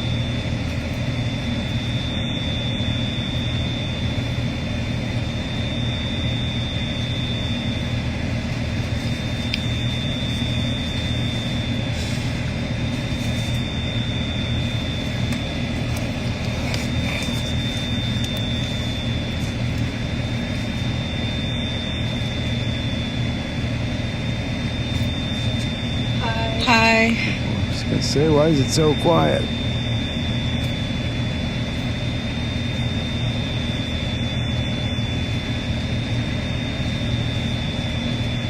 Let's listen to this. Imagine an old kingdom, not merely a kingdom of land, but a kingdom of money. Its castle stands in London. Its influence crosses an ocean. Its power does not depend primarily upon armies occupying foreign soil. Its greatest weapon is far quieter. Debt. The kingdom discovers something extraordinary. Control the measure of value, and you can influence almost everything measured by it. Labor, property, industry, government, markets, war, peace, even time. Because whoever controls money can place a price upon the productive hours of another human being. In our hypothetical kingdom, the old king perfects an ingenious architecture, a fiat debt dollar system, Wall Street partners, central banking machinery, private debt notes, political leverage, an expanding tower of promises, built upon promises, collateralized by still more promises. The system can create extraordinary prosperity, but it contains a fatal mathematical characteristic. Debt continually demands more debt. Interest demands more currency. Expansion becomes necessary to service yesterday's expansion. The serpent begins eating its own tail, and the old king understands something the people do not. Every system built upon perpetual expansion eventually encounters its limit. So the kingdom needs an escape route, not backward, forward, into digital money. And so, in our allegory, comes the Phoenix. Bitcoin, a radically new idea released into the world. Scarce digital property, cryptographic ownership, peer-to-peer transfer, a blockchain existing beyond the old banking ledger. The public sees rebellion. The hypothetical old king sees something else. A prototype, a bridge between two ages, a green light for humanity to accept an entirely new concept. Money can become code. And if money can become code, perhaps the next kingdom can become digital. A new global reserve architecture, a programmable monetary world, a CBDC kingdom, new technology, old throne. But then, something goes wrong. 2016. The old kingdom's trajectory is interrupted. A revolutionary movement appears. Red-blooded sovereign knights who reject the proposition that humanity's technological future must belong to another centralized monetary throne. Their objective is not merely political, it is architectural. Change the system beneath the system. And their battle cry is unmistakable. Make America great again. But if America is to become truly great again, what must happen to its money? What must happen to debt? What must happen to the measurement of human labor? And what happens when technology finally permits value itself to travel differently? And this is where our strange little castle becomes fascinating. Look carefully. BTC occupies one side, USD occupies the other. But neither occupies the highest point.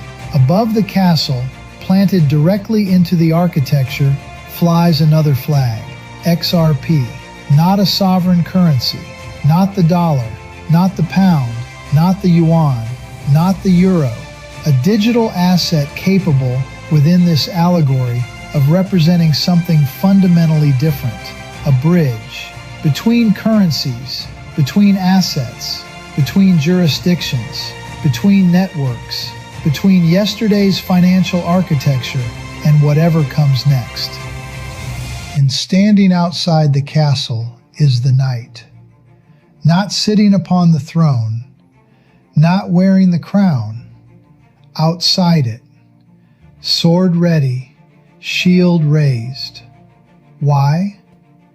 Because freedom does not require replacing one master with another.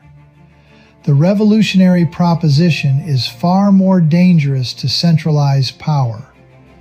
What if nobody needs the throne? What if sovereign currencies can remain sovereign, while interoperable technology allows value to move between them?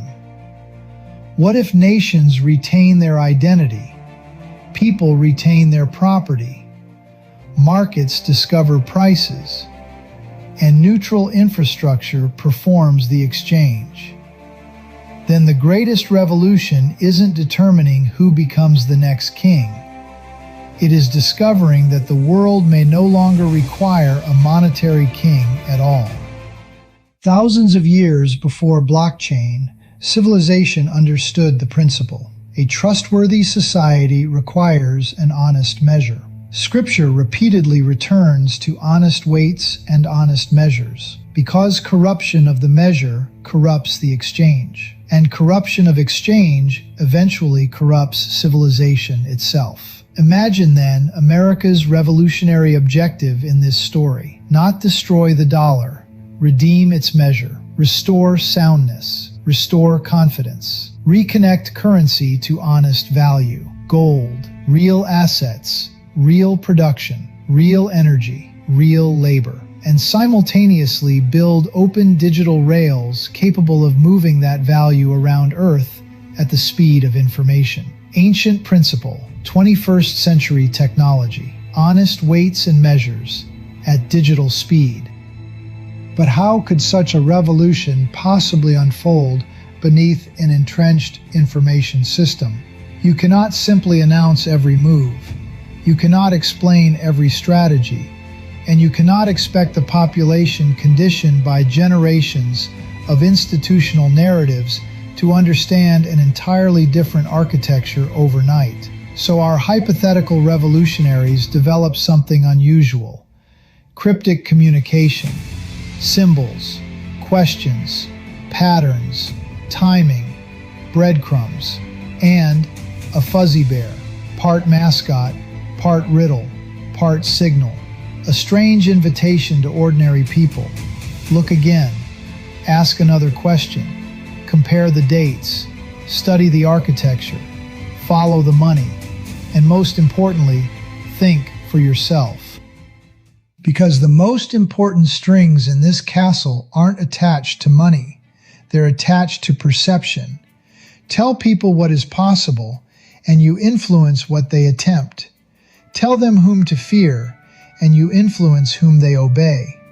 Tell them which questions are forbidden, and you can build walls without laying a single stone. But information has one vulnerability: curiosity. One sincere question can cut a string. One discovery can cut another. Knowledge becomes understanding. Understanding becomes wisdom. And wisdom restores something every control system fears: human agency. And perhaps that is the greatest twist in our hypothetical story. The revolutionaries don't need to blow up the castle. They make its monopoly obsolete. The walls remain, the institutions remain, the nations remain, the currencies remain, but the architecture of compulsory dependence begins disappearing. What replaces it? Choice, competition, interoperability, transparency, sound value, mutual consent, and technology that serves sovereign people instead of sovereign people serving the technology. And this is where the story becomes larger than London, larger than Washington, larger than Bitcoin, larger than XRP, larger even than money. Because money was never supposed to be the purpose of life. It is a measure, a tool, a means of exchanging human creativity. Imagine what becomes possible when the tool stops dominating the craftsman, when technology reduces friction instead of manufacturing dependence, when prosperity comes increasingly from creation rather than extraction, when a waitress, an engineer, a farmer, a veteran, an entrepreneur, and a Wall Street executive stand before the same fundamental principle. Your life belongs to you. Your choices matter. Your labor matters. Your creativity matters. Your consent matters. Your search for truth matters. Maybe this picture is merely a cartoon. Maybe it's a riddle. Maybe it's an allegory. Or maybe, for those willing to look deeply, it poses one extraordinary question. What if the greatest monetary revolution in modern history isn't about choosing the next ruler of the castle? What if it is about freeing humanity from needing one? A world of sovereign nations, sovereign people, sound value, honest weights, open exchange, mutual consent, and technology powerful enough to connect humanity without owning humanity. That is a revolution worthy of investigation. That is freedom worthy of defending. And that is a future worthy of building. Not because someone commanded us to believe it, but because free people were courageous enough to seek, to ask, to understand, and finally, to know. Cool. Well, I would take a castle. Mr. Rob Cunningham. Awesome. Good stuff. Talking about energy to run all the AI facilities. Can talk about that, but we're leading by a lot with AI. We want to keep it that way. We want to regulate, but we want to have it regulation where they can continue to lead, not regulation that's going to stifle a very important industry. I think maybe bigger than the internet, bigger than anything anyone's seen. And we're helping in that regard, especially with regard to allowing them to produce their own electricity, which everyone thought was crazy that it would never be approved. We're getting them fast 2 and 3 week approvals. They're building some of the greatest electric plants anywhere in the world because our grid is old and tired and weak. And they're actually giving the excess electricity into the grid, but they're building power plants that nobody's ever seen anything like it. We're not using the power from the grid. We're using brand new power. So it's a great thing because that misconception has been out there that maybe that's what the AI facilities are. Maybe he just kind of blended that there. He said it would be bigger than the internet, bigger than anything you've ever seen. Says, talking about energy to run all the AI facilities. Maybe those are the facilities building some of the greatest electric plants because our grid is old and tired. We're taking electricity. We're actually creating electricity, and that's something I was proud of because that was my idea. Nobody believed it. Actually, it went along for 2-3 weeks. I said, "How come these guys aren't submitting?" Well, they thought that you were just kidding, because that's the way it's been in this country. Nobody would ever say a thing like that. But no, they're building power plants, the likes of which all different, fueled all different ways, but the likes of which we've never seen. The people that are in the power business said we're seeing things that we've never seen before because a very high level of intelligence is doing it. So it's been great. Okay, any questions? A very high level of intelligence is doing it. Wow, that's amazing. Think about what he just said there. So many comms. Yeah, because a very high level of intelligence is doing it. Interesting. So is that what they're working on? Is that what these AI things are about? Maybe it's more than that. I would love to see power just suddenly go zoop. And I know you would too. Let's see if there's anything else important here real fast. Karen Bass wants donations. Says any donations towards her campaign will be matched via taxpayer funds up to 6 times the amount. Is that legal? I'm not sure if it is. Warren, Massachusetts mayor. His driver crashed into a parked car during his escape from the press. Are you shitting me? Welcome to the city. Hey guys. Hey guys. Hey, just talk to us. Hey, just talk to us. I don't know. Oh, hey now. No, you got it in drive. Ainsley, Jeez. And then he drove away, right? And didn't stop and share his injury. Miami-Dade judge tried blocking Donald Trump, which is just unseated by conservative Destiny Alvarez in last night's election. Cool. Cleaning out all the bad people. Cleaning house. Mitch McConnell's absence. Yeah, there's something about that there. It's weird. And the whole Lindsey Graham's sister taking over thing seems kind of weird. Los Angeles City Council has just voted to allow mass homeless encampments across 12 locations in Hollywood. Oh, yeah, there you go. Just let them all go to Hollywood. Send all the homeless people to Hollywood. Boston mayor filing FOIA requests to identify private property owners who responded to ICE's request to lease parking spaces.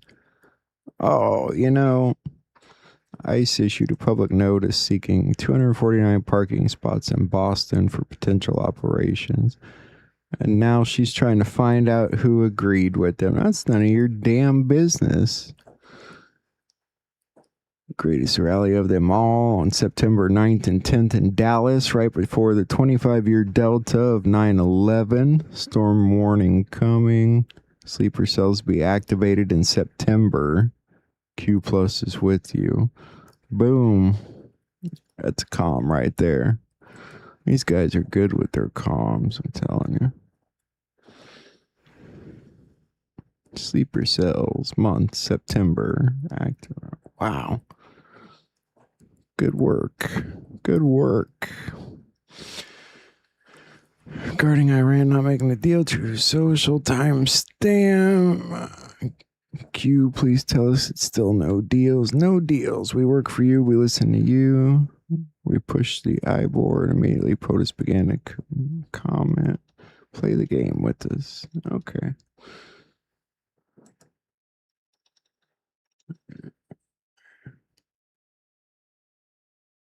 We just saw that. mRNA cancer vaccines on the way from Moderna. Yeah, right. I'm sure people will line up for that.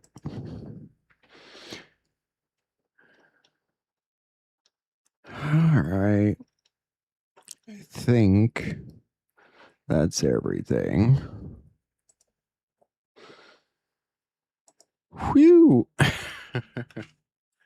Well, what do you think, Patriots? See, even, Juan's saying things take time, but still the energy could come out. I mean, there's a lot of game changers that can happen.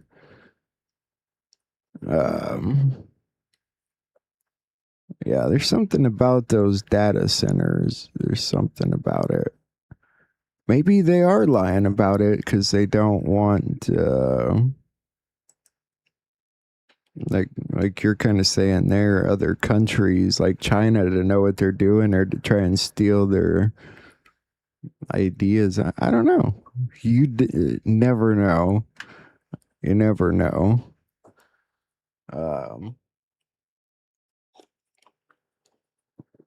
I think Trump gave you some great comms there. We could suddenly have new power going and be great. We'll talk about it all more tomorrow when more people are on. It's kind of a quiet night. I get it. People are tired. But just hang in there. We keep going. Try and keep going every day and show you what's going on and what people are saying. And we just can try and solve these puzzles together, and that's about all we can do. But we've got a focus also on who we are as people and the roles we play in our own lives and communities by, again, just by the kind of people we are. And it comes with a lot of prayer and a prayer life and asking what Jesus would do quite a bit and a lot of patience. So It's never too late to turn things around, though. So stay strong. There's good things ahead. Why don't we rock and roll our way out of here? Why? Because that's what we do. It's certainly been quieter here lately, but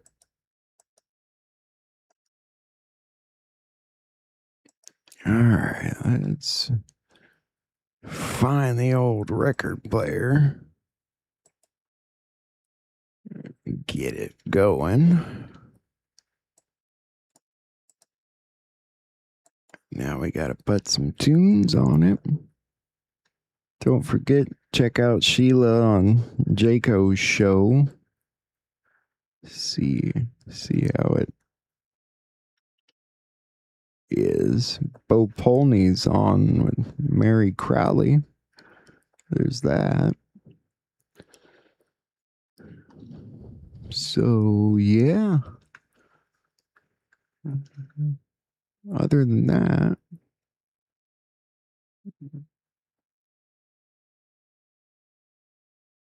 let's see what Promethean updates did real quick.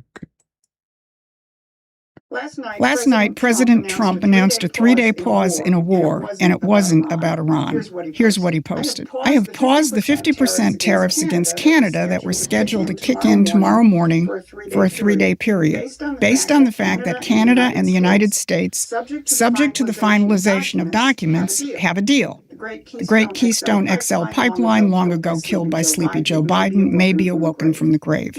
Now, the media will focus on the Keystone pipeline aspect of this, and whatever else is evolving from the ongoing USMCA trade.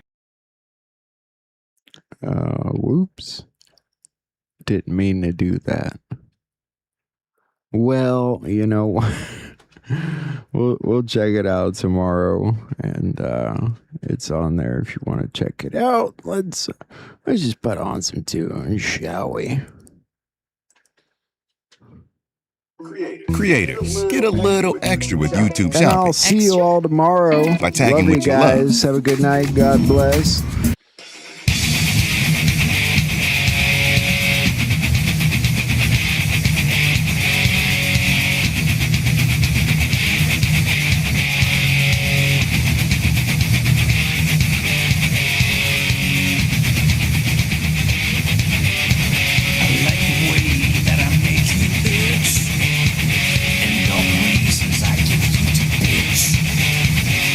I'll make you wanna scream in pain.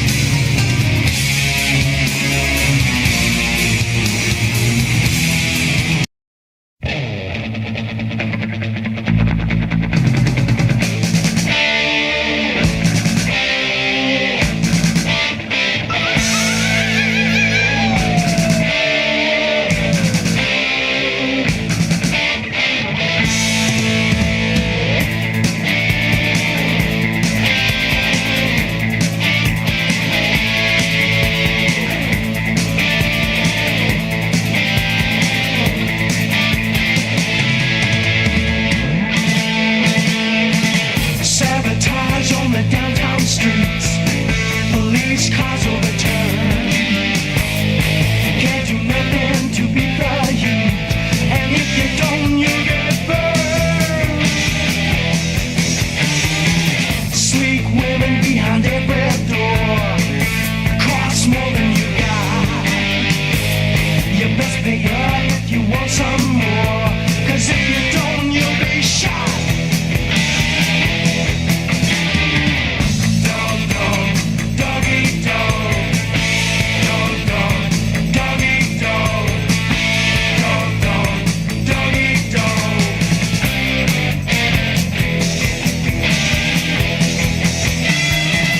Kamikaze from the 100th floor. Swan dive to the street. He couldn't handle this madhouse no more. He craved that sweet weed. Yeah, yeah, yeah. Dog, dog, doggy, dog. Dog, dog, doggy, dog. Dog, dog, doggy, dog. Dog,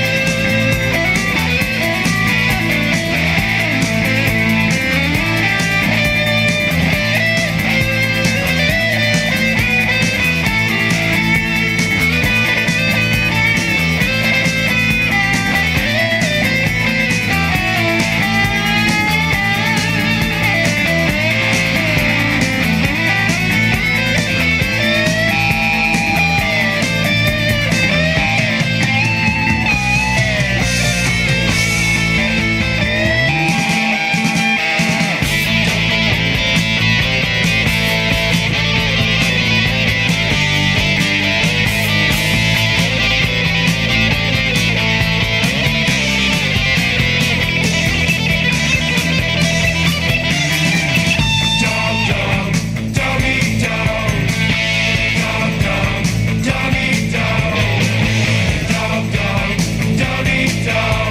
doggy,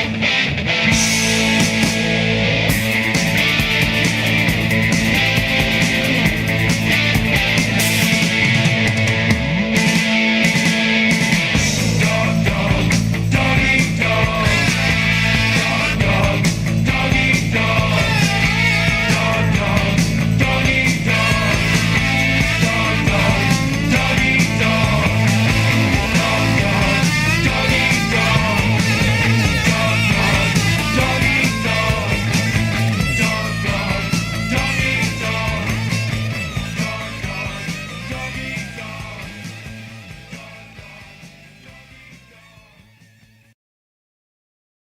And so, my fellow Americans, ask not what your country can do for you, ask what you can do for your country. All we say to America is be true to what you said on paper. But somewhere I read of the freedom of assembly. Somewhere I read of the freedom of speech. Somewhere I read of the freedom of press. Somewhere I read that the greatness of America is the right to protest far right. We've got some difficult days ahead. And we are going to make our country great again. I just want to do God's will. I may not get there with you, but I want you to know tonight that we as a people will get to the promised land. Mine eyes have seen the glory of the coming of the Lord. I am talking about genuine peace, the kind of peace that makes life on earth worth living, the kind that enables men and nations to grow and to hope and build a better life for their children. Not merely peace for Americans, but peace for all men and women. Not merely peace in our time, with peace in all time.